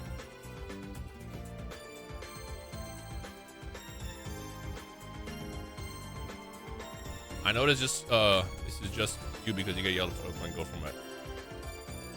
You are just you, yeah.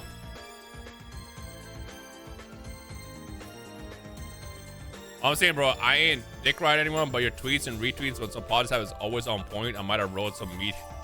Hey, never ride my meat, bro. Never ride my meat. You can ride the same idea, you know, if you believe in the same shit by all means, but like, you never gotta ride my meat.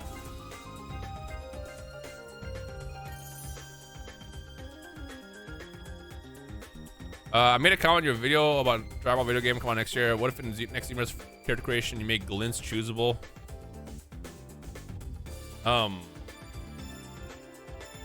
Classified information. Humans' opinions never bother me.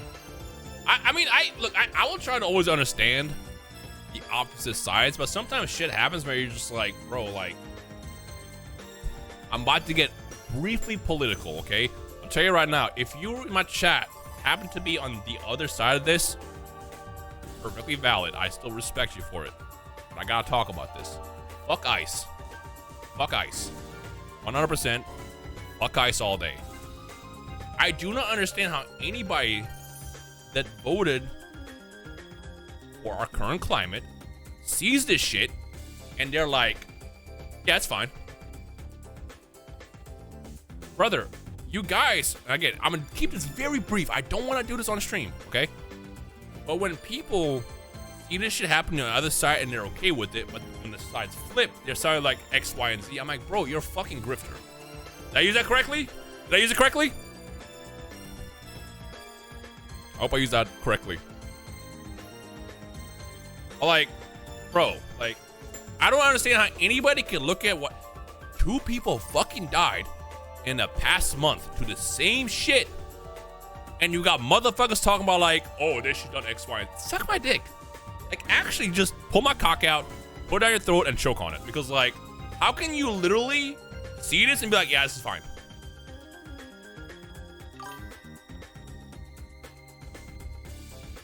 Yeah, I'm only gonna get briefly into this. I know people boot up streams to get away from this, which is why we tend to like not be super focused, hyper focused on when stuff is happening in the world. I've done a lot of times where I will like want to escape the problems of the world, walking away from it by watching like videos. And I know the last thing you want to do is to escape, but you come back here and we're still talking about it. But sometimes you can't like not talk about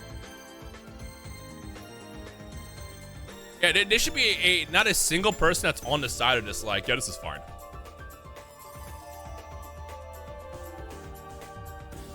But this goes on for anything. Like, anybody that has differing opinions is just like,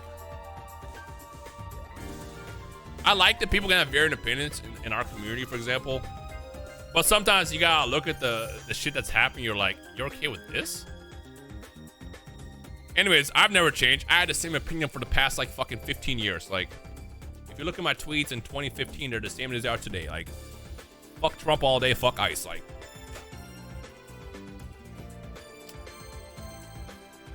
anyways, we're gonna go past that. We just have to bring it up. I want to play Yu-Gi-Oh! And I want you to play Yu-Gi-Oh! And Outlast. And Outlast. I read that as an Outlast. We have so I found a scary game that is actually very good that we're gonna try to record maybe tomorrow after like I'm back, because I got the dentist tomorrow and I got my sponsor stream.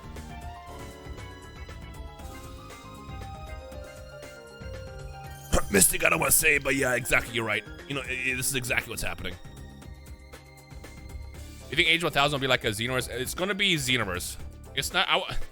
Technically, if you think about it, Xenoverse 2 is an MMO. Rias or Dark Magician Girl? Come on, bro, Rias.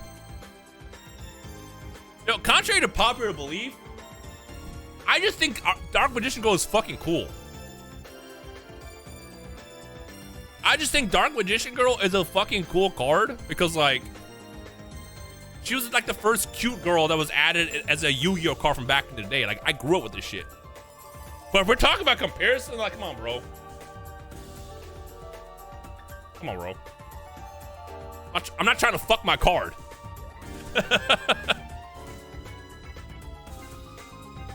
Yeah, there's something about this art that's just so iconic. Like, this shit is so cool.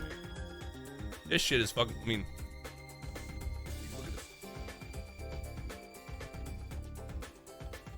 Did y'all just hear that beep? Am I tweaking? Was that just me? Was that, hello? I think the FBI agent is assigned to my house tapped in. Maybe I pressed a button. I might have pressed a button on my shit. We might get raided. I don't know. You're gonna chase serialized? I don't think so. I've chased serialized cards before. I've never pulled one in my entire life. Yo, y'all know how much money that Dark Magician is going to be upon release? Can I get a wild guess? Give me a number. Give me a number what you think a 1 out of 100 Dark Magician is going to be. Fellas. That card, out of the pack, is not selling anywhere less than $20,000. I wish it would even cost $5,000. We're talking about 1 out of 100. 1 out of 100. Y'all know how hard Japanese collectors go? All the main collectors that I know, they live in like Singapore, in China, some in Japan. It was like the biggest, like we call them whales in the community. And they spend so much money on cards. And when we're talking about how only 100 can be obtained, bro, look at this. Hold on. Look at this. Look at this right here. Hold on.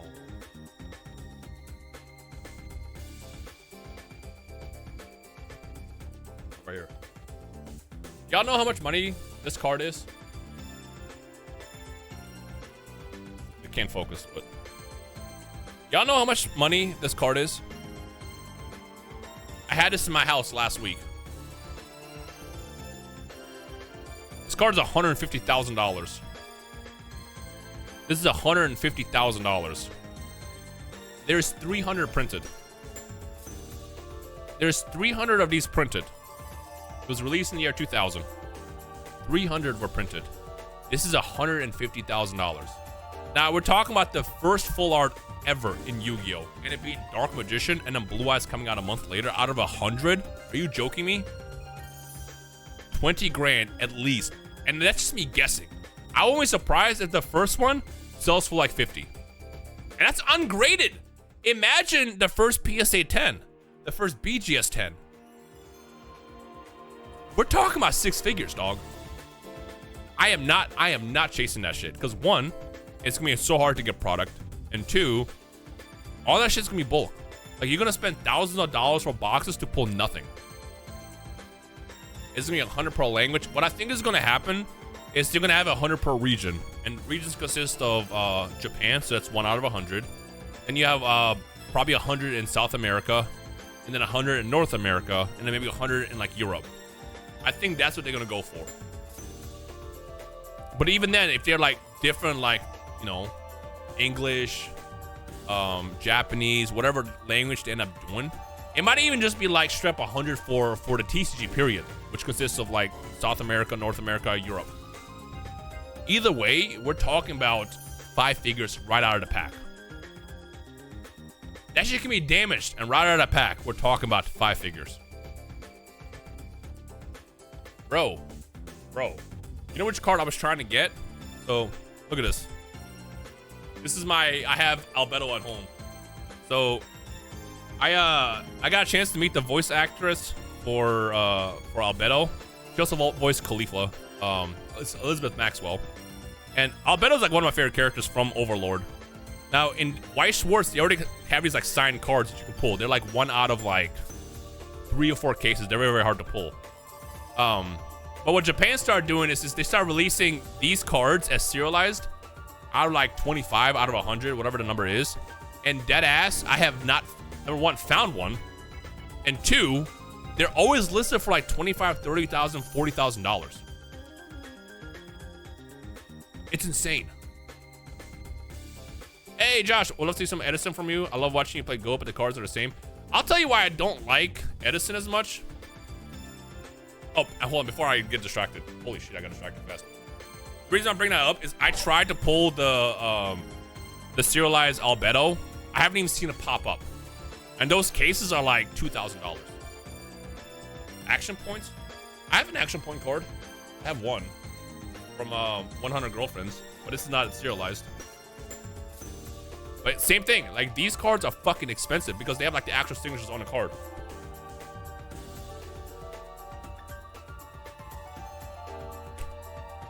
Point is, serialized is hard to pull. Who'd you meet? That was the voice actress for Caulifla, Albedo, bunch of other people. This was Elizabeth Maxwell. I actually met a lot that day. I have them. Let me double check. I'd love to watch you play Edison. Okay, now before I get distracted on the Edison question, the reason why I don't like to do Edison content. This is my biggest gripe. My biggest gripe with Edison.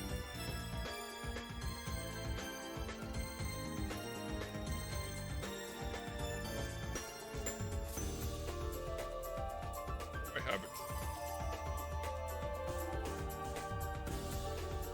I should.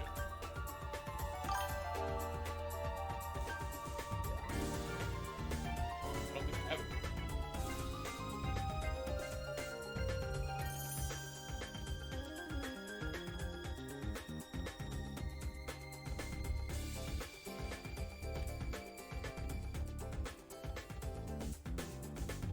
Of having a or have.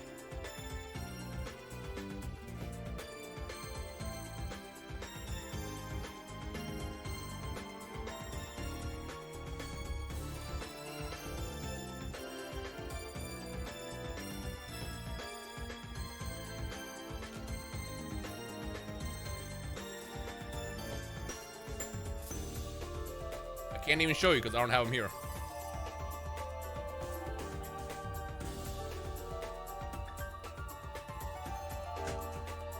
I met a bunch of VAs a while ago, and I had them sign stuff. I met Mai Sakurajima, which is Erica Mendez. She also voiced Ryoko from Kill la Kill. I met the quintuplets, which is fucking cool. It's actually funny because one of the quintuplets follows me on Twitter, Miku. He watches quintuplets. But I met both Itsuki and the voice actors of Miku. What else did I meet? I met a bunch that my wife loves. Oh, also, so the reason why I even went in the first place is because I got requested to go by the Ed Boys.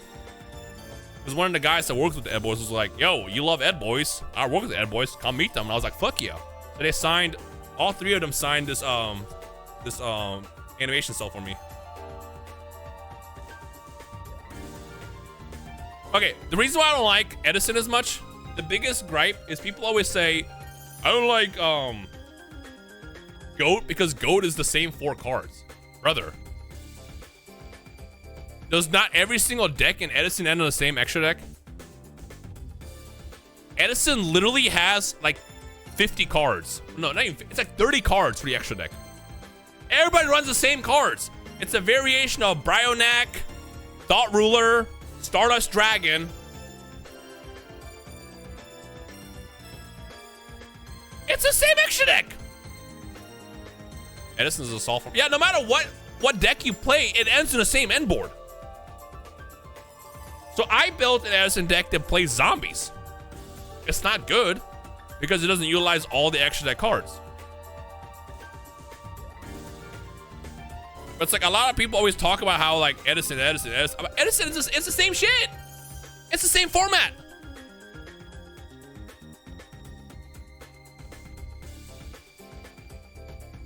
I'm into drafting Edison. I don't like drafting in a format like Edison solely because like if you don't draft tuners, what are you making? Then you're just playing glorified GOAT. think I met the English VA for Bardock. Cause that's also, it's Sunny Straight, right? I might have met him like years ago. So this is how uncultured I am. And I want you to know, it's not that I'm uncultured. I just never found it to be a big deal. I've been around Masako and Ozawa, for example, several times in my life. And at no point did I ever even think about asking for a photo or anything, just because to me, at the time, it wasn't that big of a deal. I thought it was cool, but it was like, you know, it is what it is. Like when I went to the Resurrection F premiere or Battle of Gods, one of the two, I sat behind her. I sat behind her in the theater. And to me, that was perfectly fucking normal. I never met Toriyama. I wish. I never met Toriyama. Yeah, she was right next to us. And now in hindsight, I'm like, I was in the presence of Nozawa so many times. And I never like, it was just always normal to me. But now it's like, I get in the same building in Nozawa and I'm like, holy shit, Nozawa's here somewhere. Because again, at the time, I just never thought it was that big of a deal. Hey, bro, go to sleep. Go rest up. Go start your day. I have Infamous. I've been around a lot of people. My shit fucking beeped again. What button did I press? Bro, I'm telling you, I have like a fucking... I'm gonna get jumped by an FBI agent here. Are you what you're saying when I see it from your point? Yeah, that's the thing. It's like, and the reason why I like GOAT so much is because GOAT to me is like, even though a lot of people like to play Chaos, you still get to play. I never liked the concept where people were like, oh, Chaos, you know, and GOAT format is just as broken as playing Modern. Like, no, it's not, because you can play the worst deck in existence and we're still playing for like 10 turns. What I don't like about Edison also is they took out a lot of like board breaker style cards. So like it's, in a way, Edison also rewards you for going first and having a good board. Not always, but you know what I mean? Like if you go first in Edison and you pop off, you won. If I go first and go and pop off, I didn't win yet. I did not win yet. What's your rank at Marvels? I think I peaked at Platinum. Platinum 3?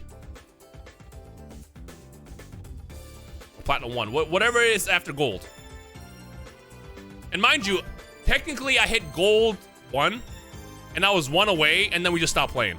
But I counted it as Platinum, because we be popping off in Marvels. Plat 1, okay, yeah, that one. We just stopped playing. I literally stopped playing on my rank up game. No, actually, I'll tell you what happened. This is what happened. I was 1 rank up away. I was 1 game from rank up. We had a terrible game. We lost. I was then 2 games away. We lost. And then I was like, all right, I'm done. I came back. We did a game. I was 1 away, and then I just never went back. But I think skill-wise, I'll probably say I'm maybe Platinum. I don't know how crazy Diamond lobbies and Grandmaster lobbies. I played against like a bunch of Grandmasters, and I played against a bunch of people in Diamond, and I did okay. Marvel Robbins currently is better support, wins literally. That's actually why we stopped playing. When the triple support meta happened, we just were like, all right, I just don't care anymore. I remember, I think at the time, Mantis was still insane. I used to get so fucking tight. I'm like, why is Mantis like keeping her team alive and one-shotting me? This is stupid. Especially bubbles about a lot of people in Grandmaster and Cell. Oh, I know. Rank end of the day doesn't mean anything. All rank says is you play a lot. Like in Yu-Gi-Oh, I have not played rank hardcore in Yu-Gi-Oh in like almost a year plus. Celestial, okay, yeah. I have not played hardcore Yu-Gi-Oh in years, and I've beaten the best players.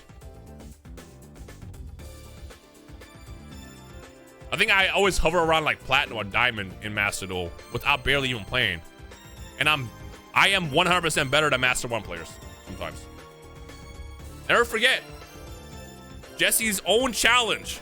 Jesse Cotton, who's won several YCSs. That motherfucker got trophies and trophies. His own challenge was, I can play your deck better than you, and he could not play the deck better than me. I outplayed him.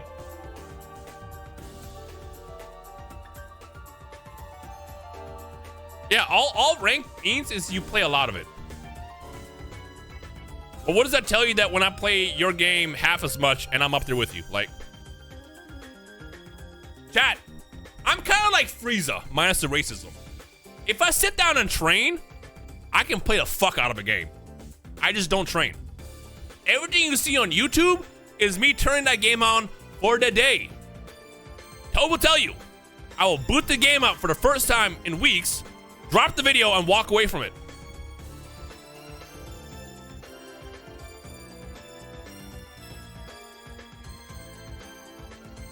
Yeah, full replay save from beating Jesse. That's the thing about Yu-Gi-Oh! So the trick to being good at Yu-Gi-Oh! Is two things. Number one, knowing how to navigate and pile your deck. But the biggest thing by far is knowing how to pilot what's going on in the meta. So like, for example, KC, thank you for the sub. If I see you play, here's a good example. We're about to get fucking dorky in here. If I see you activate Engage, I already know you're playing one of two decks. You're playing either Yummy or you're playing Sky Strikers. If you went first and you play Engage, you're playing Yummy. And I know what to stop. If I'm playing Master Duel and I see your hand light up and you did not blast Max C or Fuvalos, I know in your hand you have 5 mana. And I know what you're saving her for. All Yu-Gi-Oh! is knowing the matchups. There's piloting, and I'm gonna tell you right now, I fuck up a lot on my own deck. Like, knowing the combo routes is one part of the game, but the big one is knowing what to stop your opponent. I see a new Master Duel ban list. I absolutely ecstatic about it. As a enthusiast of Snake Eye, and I believe that Snake Eye is not as bad as people think it is, I love that Oak is back. Is Master Duel free to play? It absolutely is. Asterisk. The asterisk is it's free to play for you to make like a deck. After that, it will get expensive.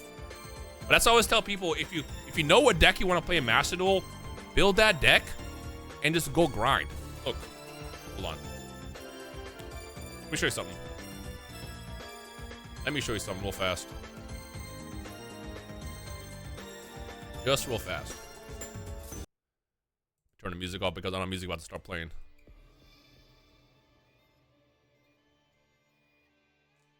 Gameplay. Game capture. Oh, it's already on. You see this up here? See that up there? I made these gems last week. Deadass, these gems were from last week.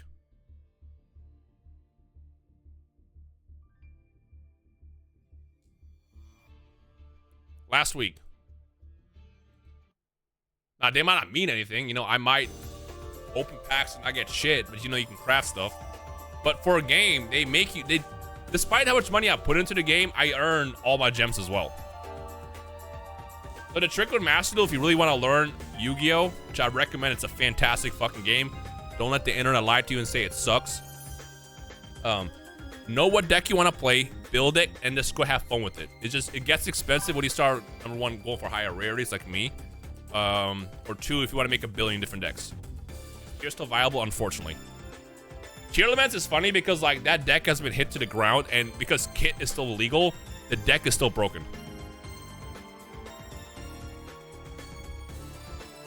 I've never put a single dollar in. I've been playing for years. Yeah. I kind of want to play some Yu-Gi-Oh! So can we boot up a couple of games? Chrome even? Can we do a Chromo Yu-Gi-Oh? I would like to play some Yu-Gi-Oh. Fuck, look what you did. Yu-Gi-Oh mentioned, I want to play it. Look what we done did. Look what we done did.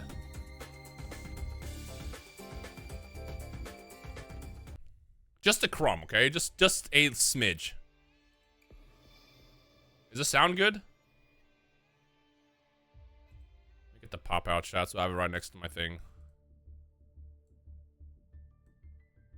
Game's a little quiet, bet. I can turn it up. How's this? Is that better?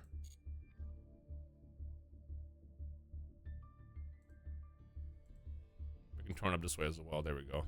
Toad, you tell me. I believe you. Is it good?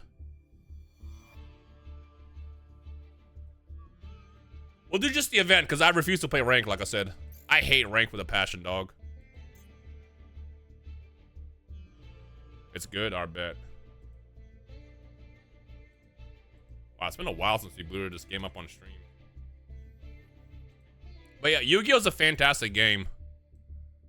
What's nice about it is, like, again, as long as you're not like me, a fucking moron, you're chilling. I'll put myself right here, though. I'm gonna go ahead and go first. Fix that? I did. Nice.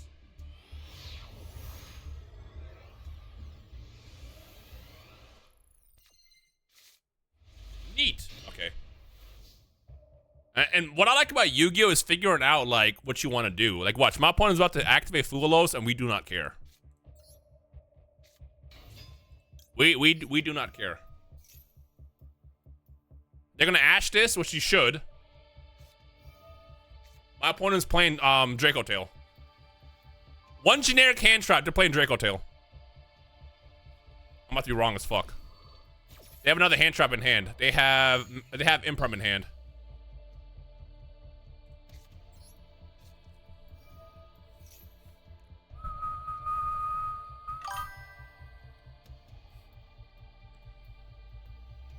They have Ash Blossom in hand.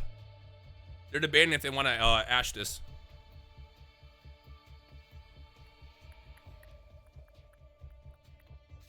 Yep. And perfectly okay. So we dropped 2 hand traps. They are 100% playing Draco Tail. Which means there's a possibility the hand is bricked up because there is a consistency issue with that deck. We end our turn, Forbidden Drop It carries. They have one more hand trap in hand. They have Imperm. Either Imperm or Fugalos. You see how I'm like breaking down what's in their hand?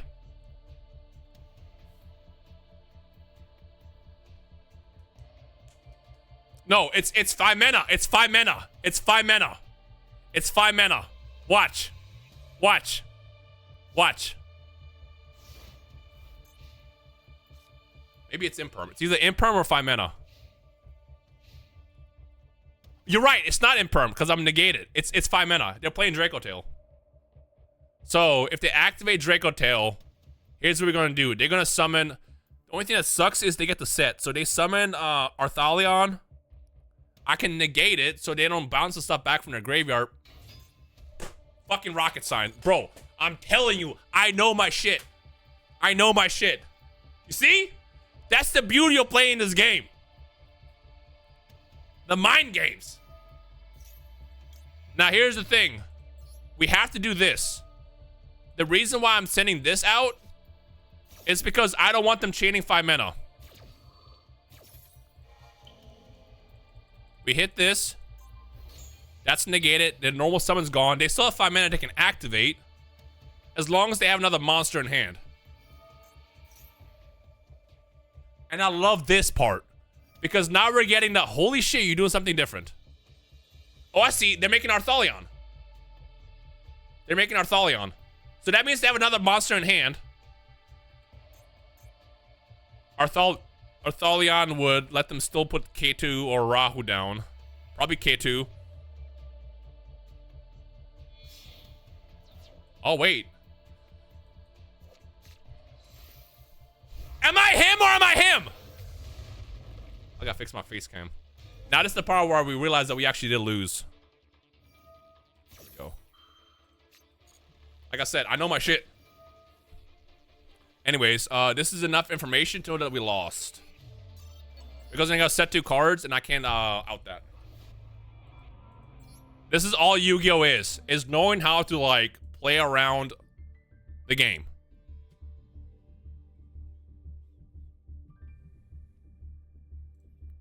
That's not weird tech at all. So the reason why that card is good is you pendulum it, you put it in a pendulum scale. You can immediately, it's basically another polymerization. So instead of dumping 5 mana and getting only 1 card to set, they fused 5 mana and Urgula off, which means they would set 2 cards and a combo would have been insane. It's actually a very good card to have. All right. So here's the game that we're playing. Oh, okay, so we have tactics. So here's what we're gonna do. This card needs to resolve right here. So we're gonna activate this first. And they're gonna ash it. Watch. They're gonna ash it. They didn't ash it. Ooh. I don't like that. I don't like that they didn't ash it.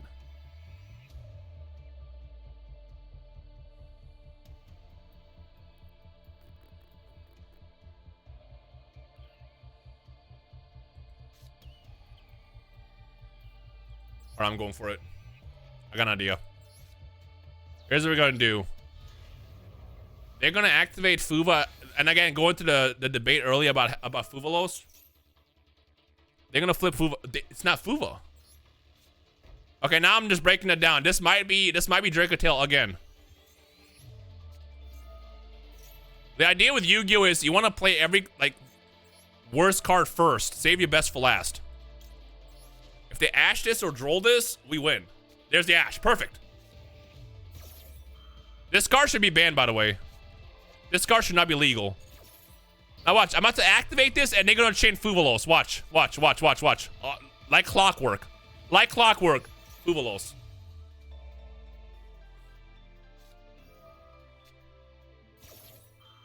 Guess what? They're not getting a singular card out of me. A singular card. Holy shit, your hand is fucking dead. Let's... send that back.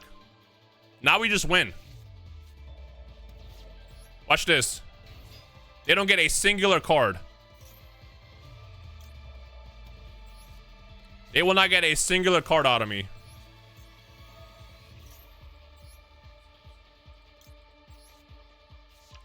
They don't get a singular card out of me, dog. This is exactly why Fuva is a fantastic card.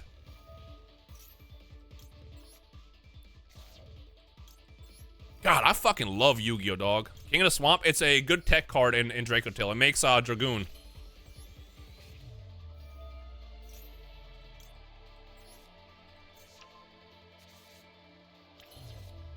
Do I want to draw a card? Do I care about drawing a card is a question. Do I care?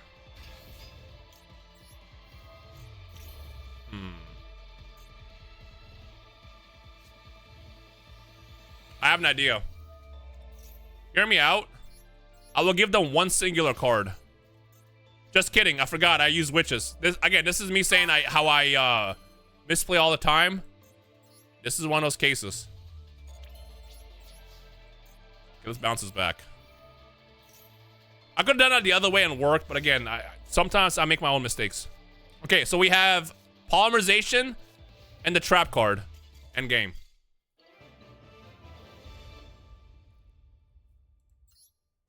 This is all what Yu-Gi-Oh is. The mind games are still definitely there.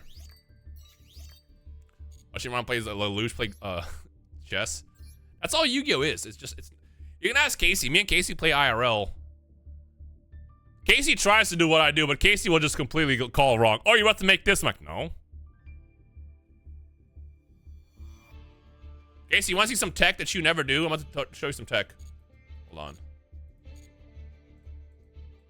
You want to see some tech? Because Casey asked me, why do you play this card in this deck? I'm like, this is why.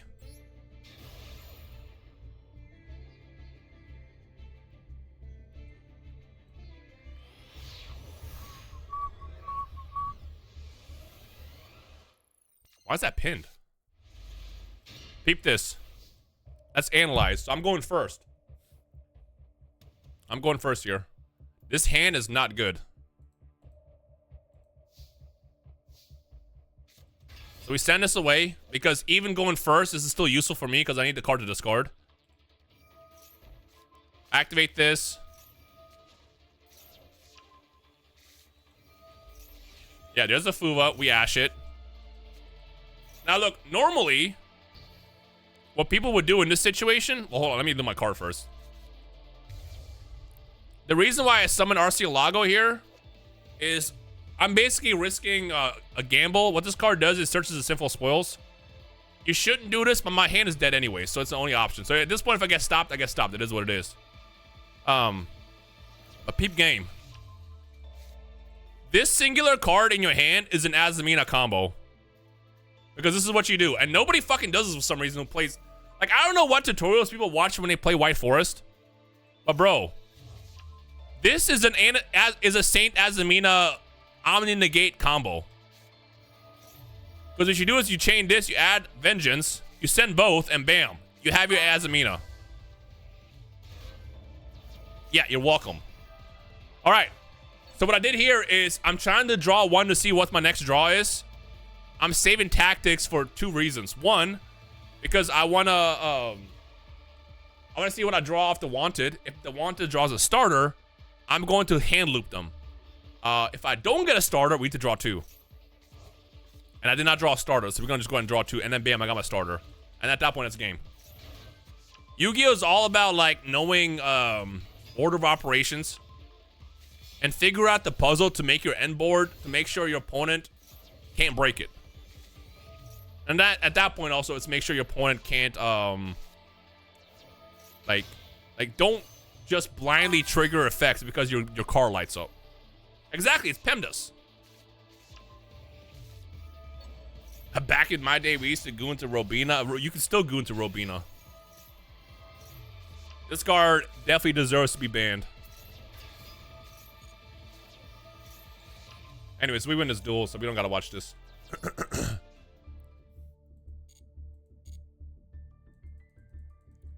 Do a couple more duels.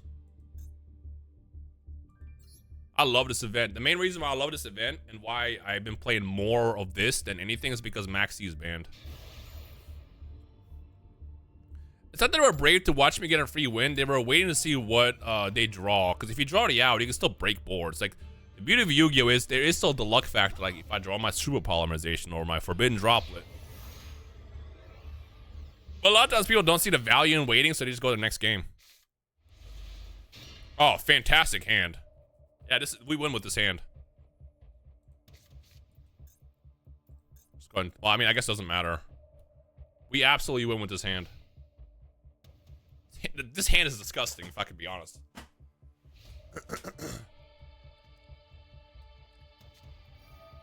Oh, I'm sorry, bro. I'm so sorry. This is a 100% a win. You know what's funny? Normally getting 2 Dark Rulers in your opening hand is bad. This card is not once per turn. This card is not once per turn. I love Women in the White Forest, and I've been playing a lot more with Artmage. Yeah, this is my version. Nobody plays this variation of deck. I genuinely believe I have the best build of this deck. Not this version because this is the event. But like, the problem with Yu-Gi-Oh! Is a lot of times people just play too much bullshit in their cards. Like, yes, you can play Fiendsmith in this deck. Yes, you can play, technically play Mitsurugi in his deck. But doesn't mean you should. No, you should not. Like, something I was teaching to Casey, because he also plays White Forest, is like you got, cut your deck down to 40, number one, and stop playing a billion engines. Because if you end up drawing Lacrima or Engraver, and that's your only play, like, you lost.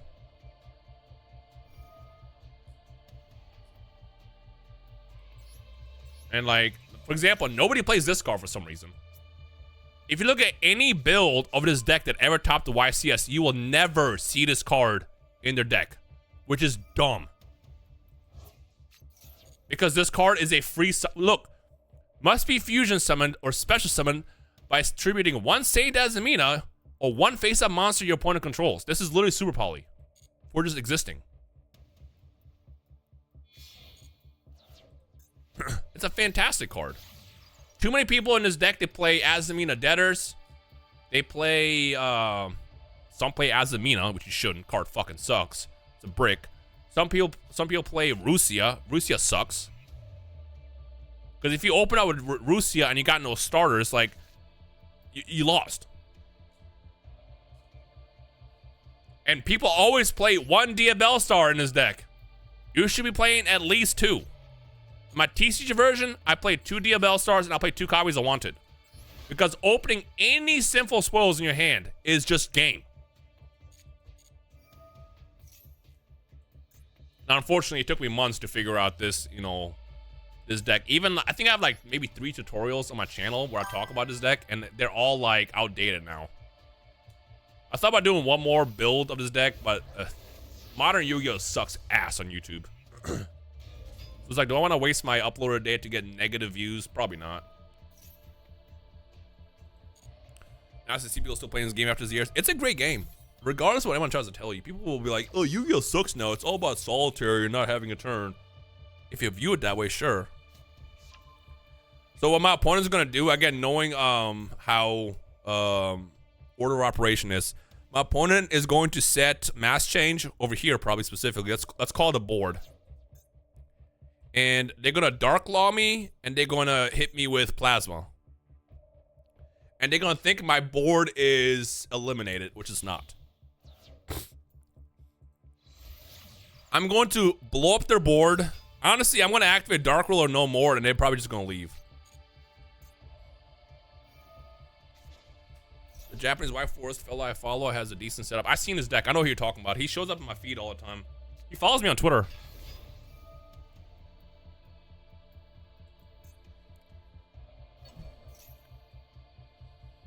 Yu-Gi-Oh sucks if you're trying to like run some old ass deck that don't have any way to stop your opponent from turning into solitaire. Yes and no. The no part is because Yu-Gi-Oh is based off of like how well you make the deck. The problem is a lot of times you like, depending on how much experience you have with the game, if you don't know every card that exists or every tech option, you won't know what to do. Like for example, one tech option that I run, let me show you.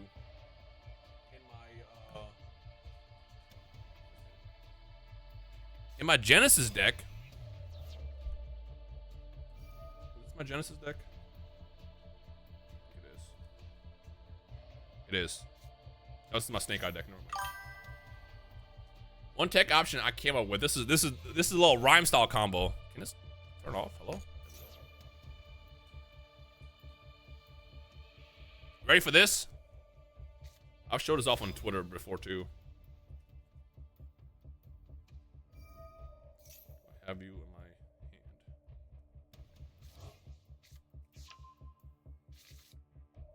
So I run this card called Fusion Tag. And this is a useless card, right? But what Fusion Tag does is I target one monster on my field, and then I reveal a card in my extra deck, and then that name becomes whatever card I set it to.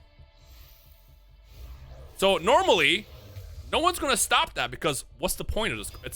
That's a brick. Why are you running this card? Well, chat, what happens if I normal summon Sylvia and suddenly her name is Saint Azamina? I can literally tribute my my Sylvie and my opponent's boss card for this for free. So going back to what I was saying, it's all about knowing what exists in the game. And sure, you can look up the same 7 decks that people run for a deck, or you can literally see what exists. Find your own little options.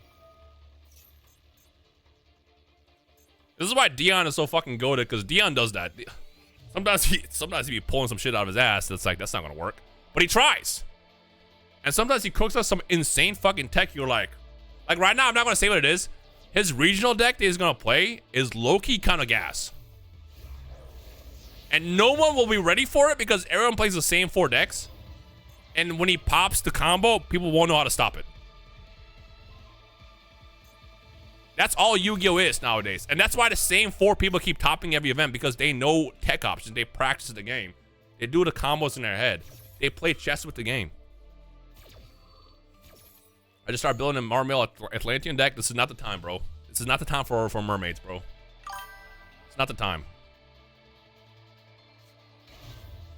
You don't experiment that you don't know what will work. Yeah. I was surprised at Coder's R-Mage deck. I'm not. I've been saying R-Mage was good since it came out, and I was told I was wrong. Oh, look, the card I said they were going to play.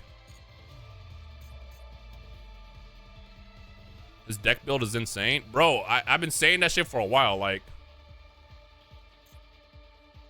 All right, so now we have to play a game. Did I tell you he's going to set it in this field, too? This is probably imperm. We have to figure out whether my opponent is gonna be a jackass. Ooh, mystery card. What is the mystery card? I need this not to be another imperm. I need to see my opponent as a jackass and they blast mass change. Will they blast mass change? I hope that they do. Please blast mass change.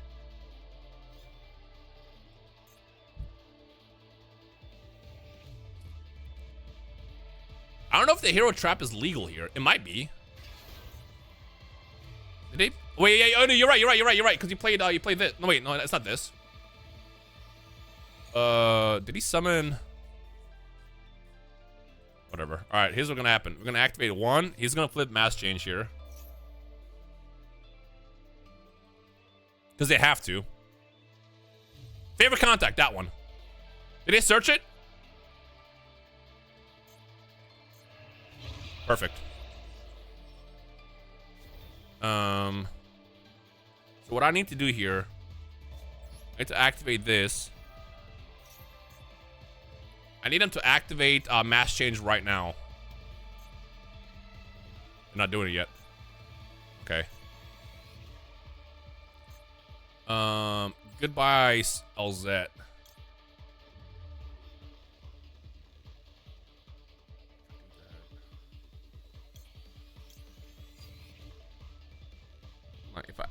If I send this away. Okay, I gotta do a little bit backwards. We're gonna keep LZ. Now they're gonna activate mass change. Because they literally have to. Yep. Now what sucks about this, the way Dark Law works, it's on resolution, so I'm gonna lose a card for gaining Hallowed. And what I need to happen is I need the correct card to not get hit. Because another thing that's toxic about Dark Law is it hand loops you.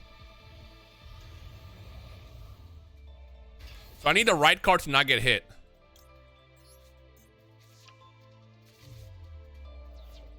Fuck, what's the right card to even get hit here? I think I need them to hit LZ, to be honest. If they hit LZ, I'm chilling. I need this to not get hit. And honestly, if they hit Hallowed, that's fine too. Fuck! That's fine. We can make up for it. We can still win here. Depending on what the last... if it's 1 imperm, I can play around. If it's 2, I do lose. I would do this. Second one, so we can negate this.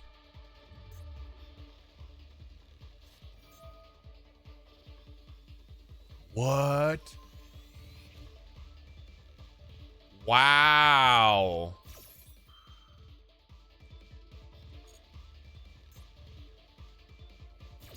Wow. We do lose now because I'm flooded out. And this is why I don't like heroes. Because fun fact, I can't even activate this. If I activate this card, it gets banished and it doesn't give me the summon.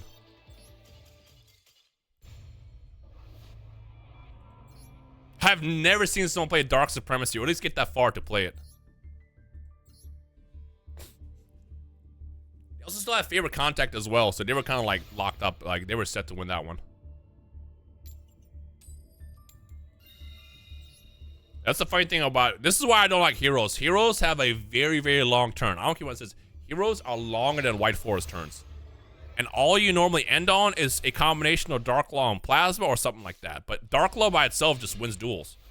Ooh. Alright, so we gotta be smart about this. So, is there a world where I set this? Or hear me out. I'm gonna set this. We're gonna stop the first card.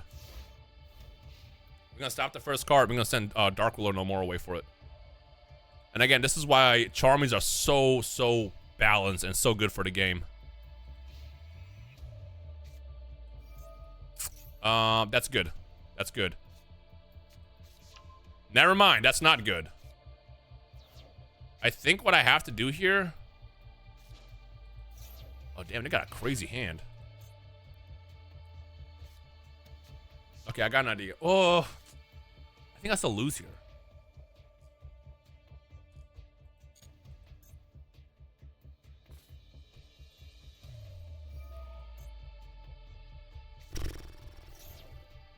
This is so tricky. Okay, we'll wait. Because they're gonna try to summon Fafnir here. So what I unfortunately have to do,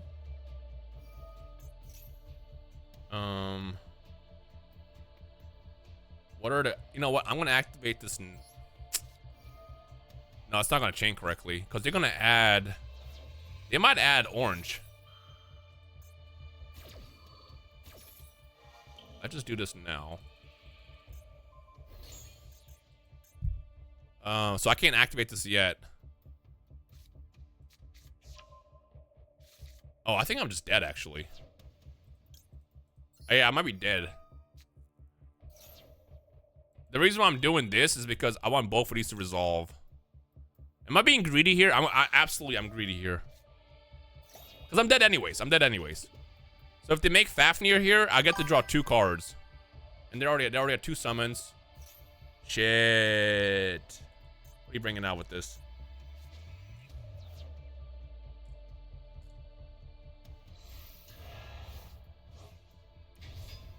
Can we get to 4 summons and potentially draw into Nib?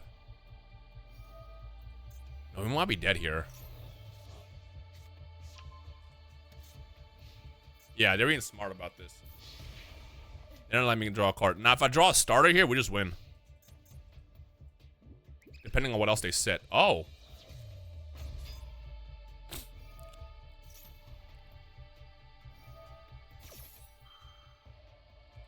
I've never seen anyone play this card. Shit. Okay, that's game. Yeah. You got it. Yeah, that's game. Which deck do you hate playing against the most? I think, right now, there's really nothing I really hate. Like, the best deck in the game by far is Draco Tail, but I don't think Draco Tail is that crazy. I've lost my fair share of Draco Tails. And if someone knows how my deck works, they know exactly how to stop it with Draco Tail. Hey, Misty Guan, good morning from America. Oh, good night from America. Working 2 jobs like you in the past, I'm sure you will grind, achieve every goal you have. Hey, I appreciate you, bro. I hope same goes with you. Gotta grind it out. Oh, what a great hand. Activate it. Shit. I don't want them to know I have tails in hand, so I'm gonna send Dark Ruler no more.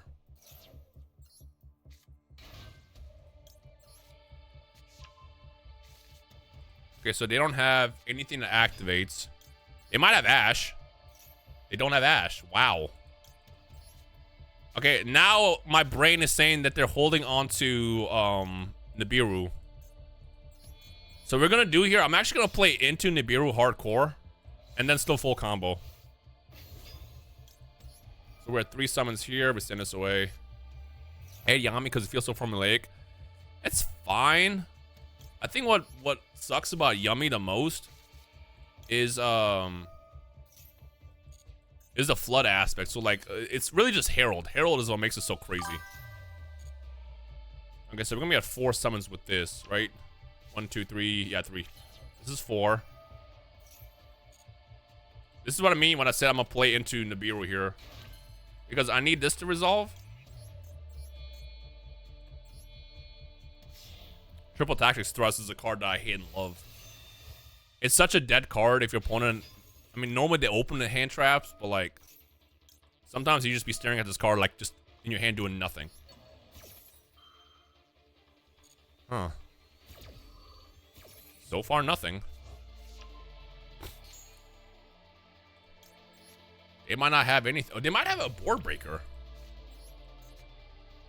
What I'm gonna do is let's just do it a smart way. You know what? Since we know that they're not playing into and since it's also safe, we can do this. We're gonna play into Nib if they have it because we don't care. Here's what I'm gonna do. I'm gonna activate this. Oh, retaliating C, you little bitch. So what I can do is, hold on, let me play this correctly. Have I sent this away? I have sent this away. Oh, I have an idea. Oh, I have an idea. I have a great fucking idea. They're not going to activate anything. Retaliating MC does make me sick. I'll tell you why here in a second.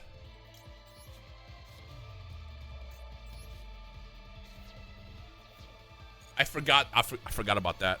I forgot about that. I literally forgot about that. That's fine.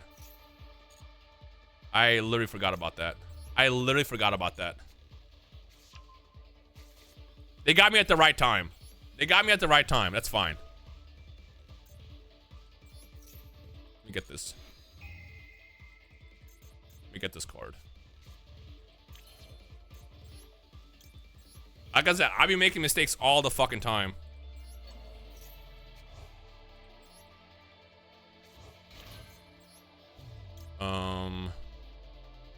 I think what I have to do here, unfortunately, is this.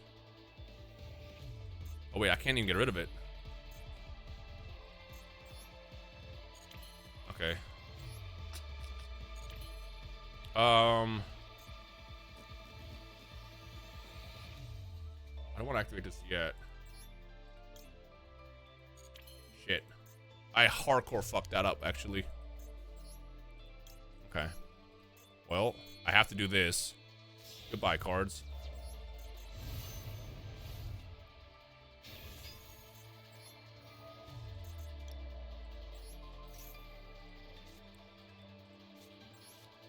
Oh, I hard fucked up. But the good part about this deck is you don't need the white forest stuff. What really matters is these two.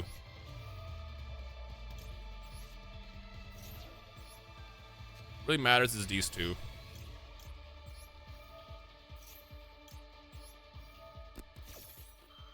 I can play around this card if I'm playing for it. Them activating it at that moment was just awful. It was just, the timing was just, ugh.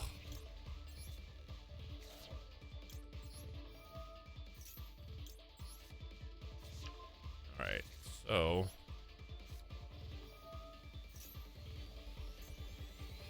You have another one? This is not once per turn.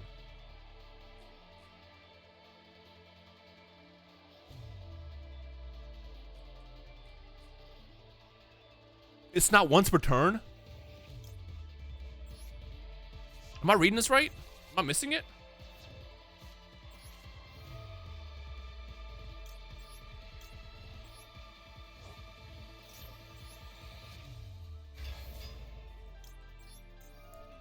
I have those.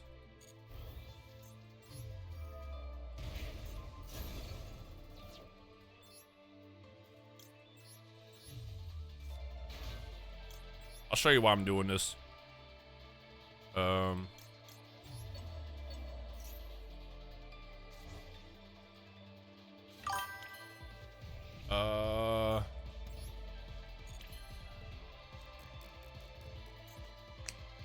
That should be enough to win still. All right. I mean, anybody that played Tier, I'm sure you enjoyed it, but you know that deck was not healthy for what Yu-Gi-Oh is. Tier did irreversible damage to the game. Like, absolutely irreversible damage.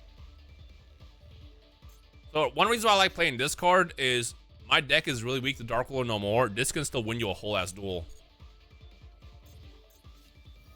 Oh, you're playing the same shit as me, you little bitch. Okay. Yeah, we don't care about that. I'll show you why. I'll show you why.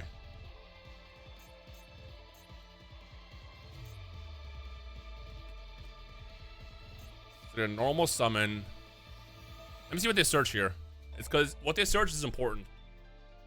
If they search Witch, that means they have Tails in hand already, and they can potentially win. If they search Tails here, we just won.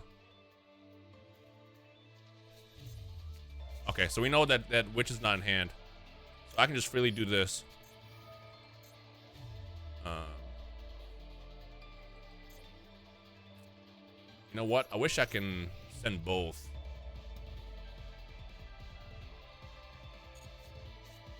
So they can still activate Tails. I'm not gonna lie, I forgot that this was gone too. If I had both, I could have bounced both cards away, and then Tails would be dead. I feel Oak come back. Oak is fine. Snake Eyes is a fine card. Like, Snake Eyes is not as terrifying as people think it is.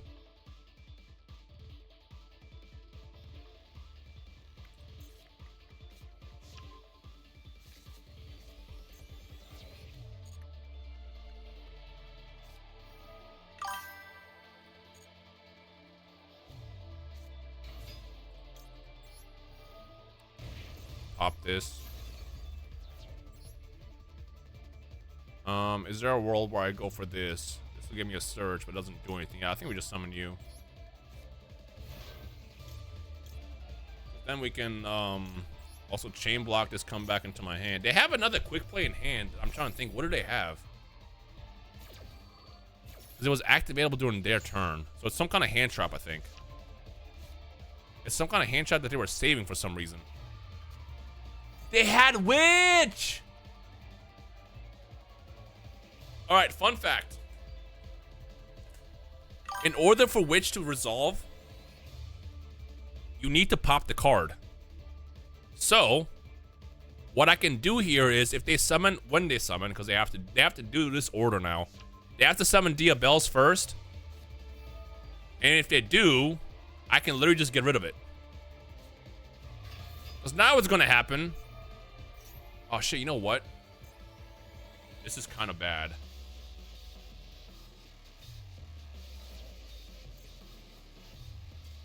Oh no, we still won. We still won. So in order for Vengeance to resolve, you have to pop the card. If you don't destroy, you don't get the summon, so it wasn't able to do anything. Damn, Retaliating Sea is crazy at the right time. I can play around it if it pops up, but it's, you know. I also gotta remember to not be make my own mistake. The worst card in tier is Emergency Teleport. Yeah, I'm a firm believer that Snake Eye is not as scary as people say it is. Snake Eye can come back today at full power, minus like Apollosa and like Barone, for example, and nobody will play the deck except for me.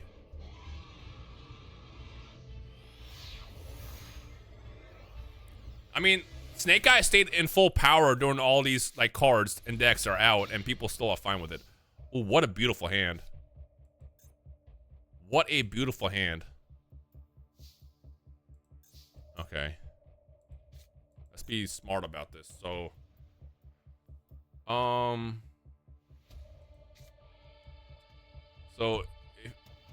this could get me drolled. Because droll is legal here. Ideally, I want to summon this first, but I would have to drop this. I can also drop this, technically. We'll have an idea. Alright, watch this. That was my starter, by the way, we just dropped. If they stop everything, then they got the game. Like, congrats. Oh.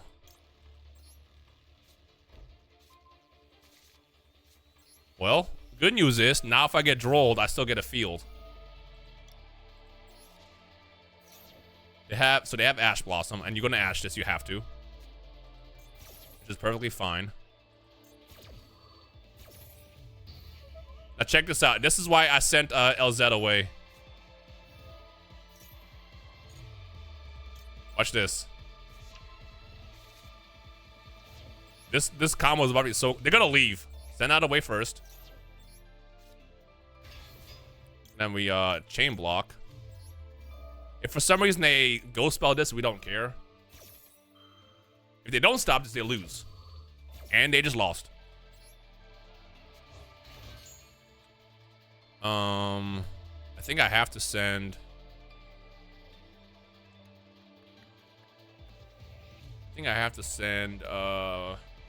this, right? No, because I can search that with whatchamacallit. I need to send this. Okay. And then we do this, and now we just full combo. We do lose to Nibiru here, kind of. But I can still play around it. Semi-play around it. It's just a bit difficult.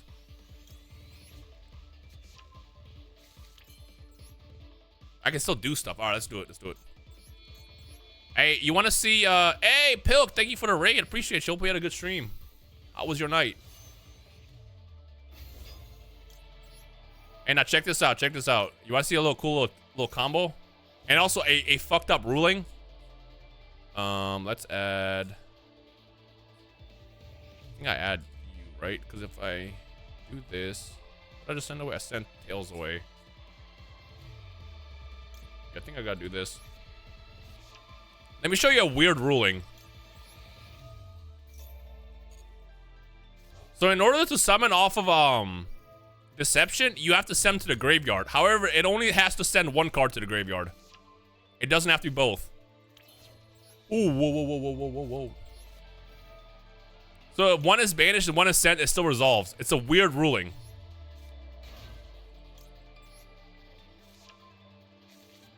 Bounces back.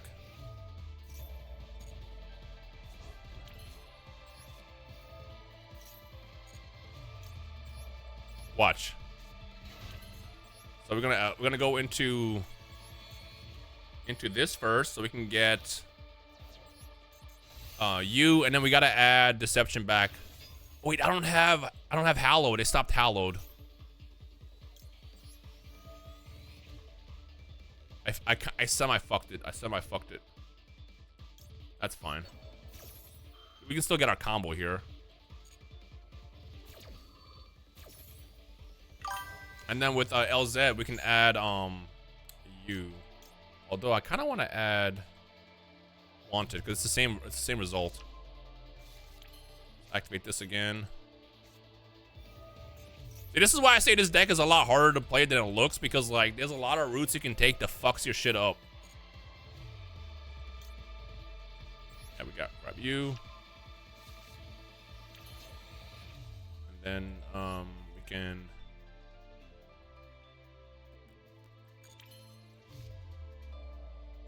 could do that. Okay. Get rid of Philia. Honestly,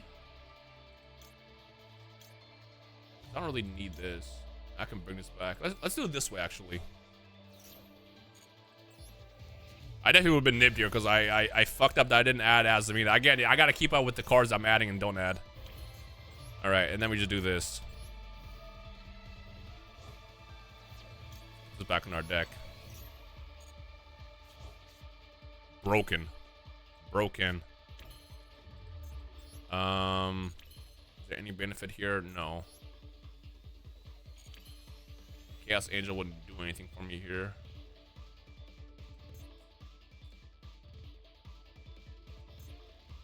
I think we're good enough. Okay. I think that's why White Force turns can take so long sometimes, because like if you take the wrong turn in Albuquerque, getting back to New Mexico is going to be a journey.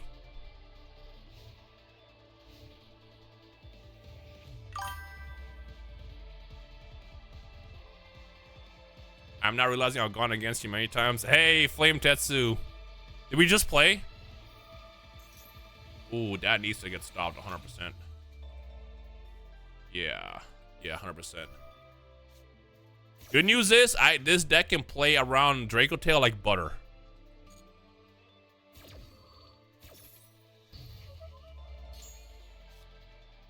Alright, so now you summon Malulu, yep.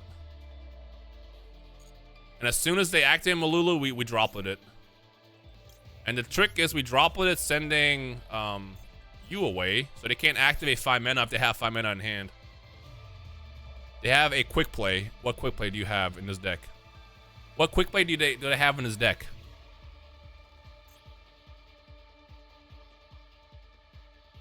What quick play do you play in this deck? Yeah, there's a lot of sequencing. It's not Super Poly. Super Poly's a 1. You would have definitely chained it there. You would have 100.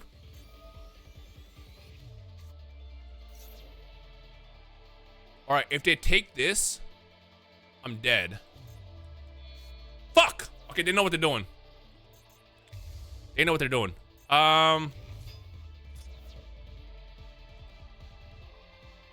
they used it. They discarded with it. We're fine then. Right? There's no linking in this event, so they can't link this away. So whatever they do, we just respond.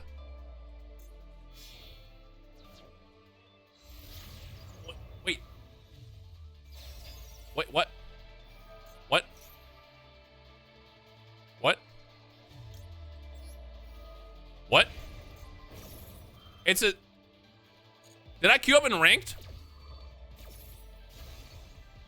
Is it not Fusion Synchro event?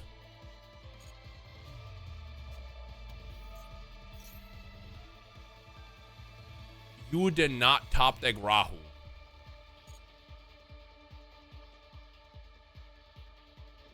Oh, bro, if I would have known, I could have activated that.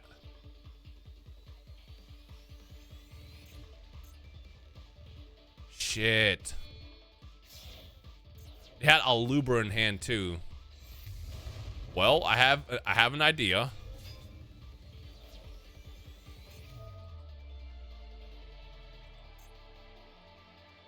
They're already normal, so what are you adding back?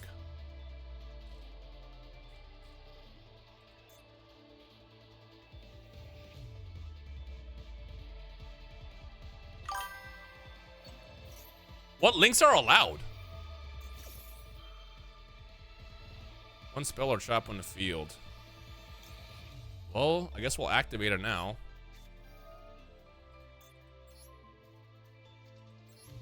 I want my card back. Before they pop it. Where they add back in their hand? But they still can't win. What did they target with it? So they already activated K2, they already activated Rahu.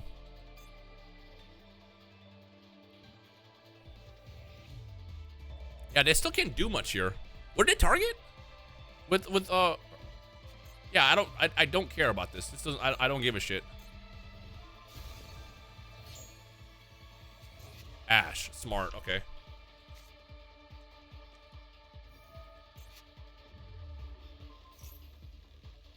Sure.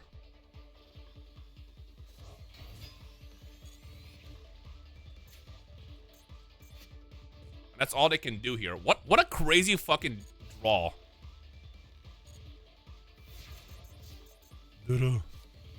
Wow. Unfortunately for them, I'm better. Hey, check this out.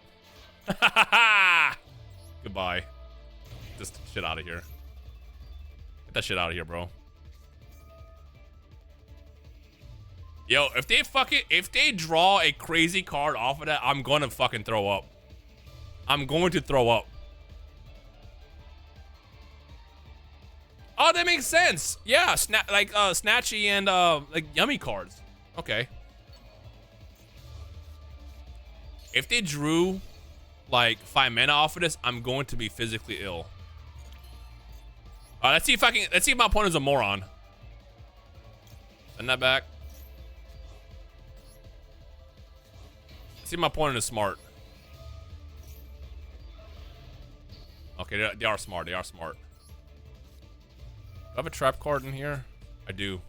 Check this out. Because you have to stop this. You have to stop this. Yeah, you absolutely have to stop this. And now they're going to scoop.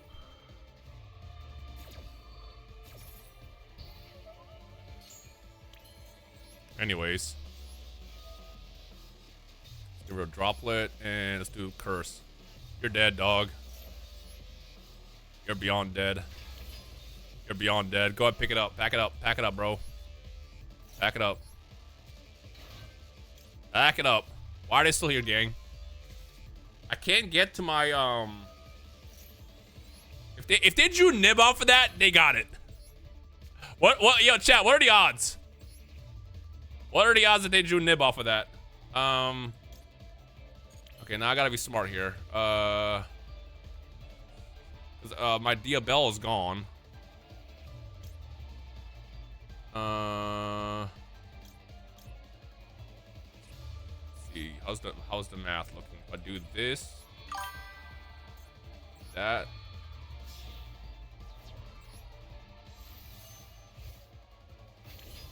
I can just win here by doing this. Because I buff myself. And if they have Nib here, I do lose. I think this is math. Should be math. Yeah, it's math. Yep, got it. Good game. Good, well played game. Very well played game.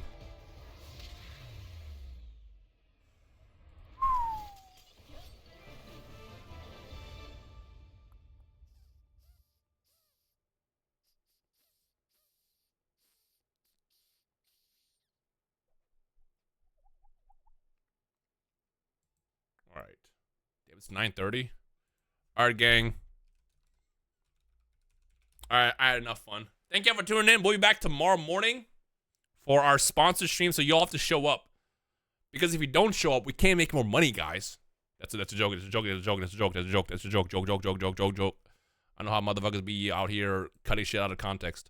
But do we have a sponsor stream tomorrow morning? A fun game. Very fun game. I'm not saying that because I'm getting paid to. I'm actually being sponsored to be honest about it. So tune in for that. It's me, Afro, and Nano.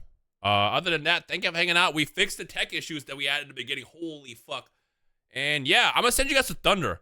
I need you guys to go to Thunders and say, is it true you have the biggest cock on your street? Rhyme told me. Go ask him. Yeah, I'm playing High Guard tomorrow. It's actually really fun. No joke. Go to Thunders and say, is it true you have the biggest cock on your street? You can't ask him to see it, but go check to see with them if it's true. I'll see you guys tomorrow. Thank you for tuning in. Good night.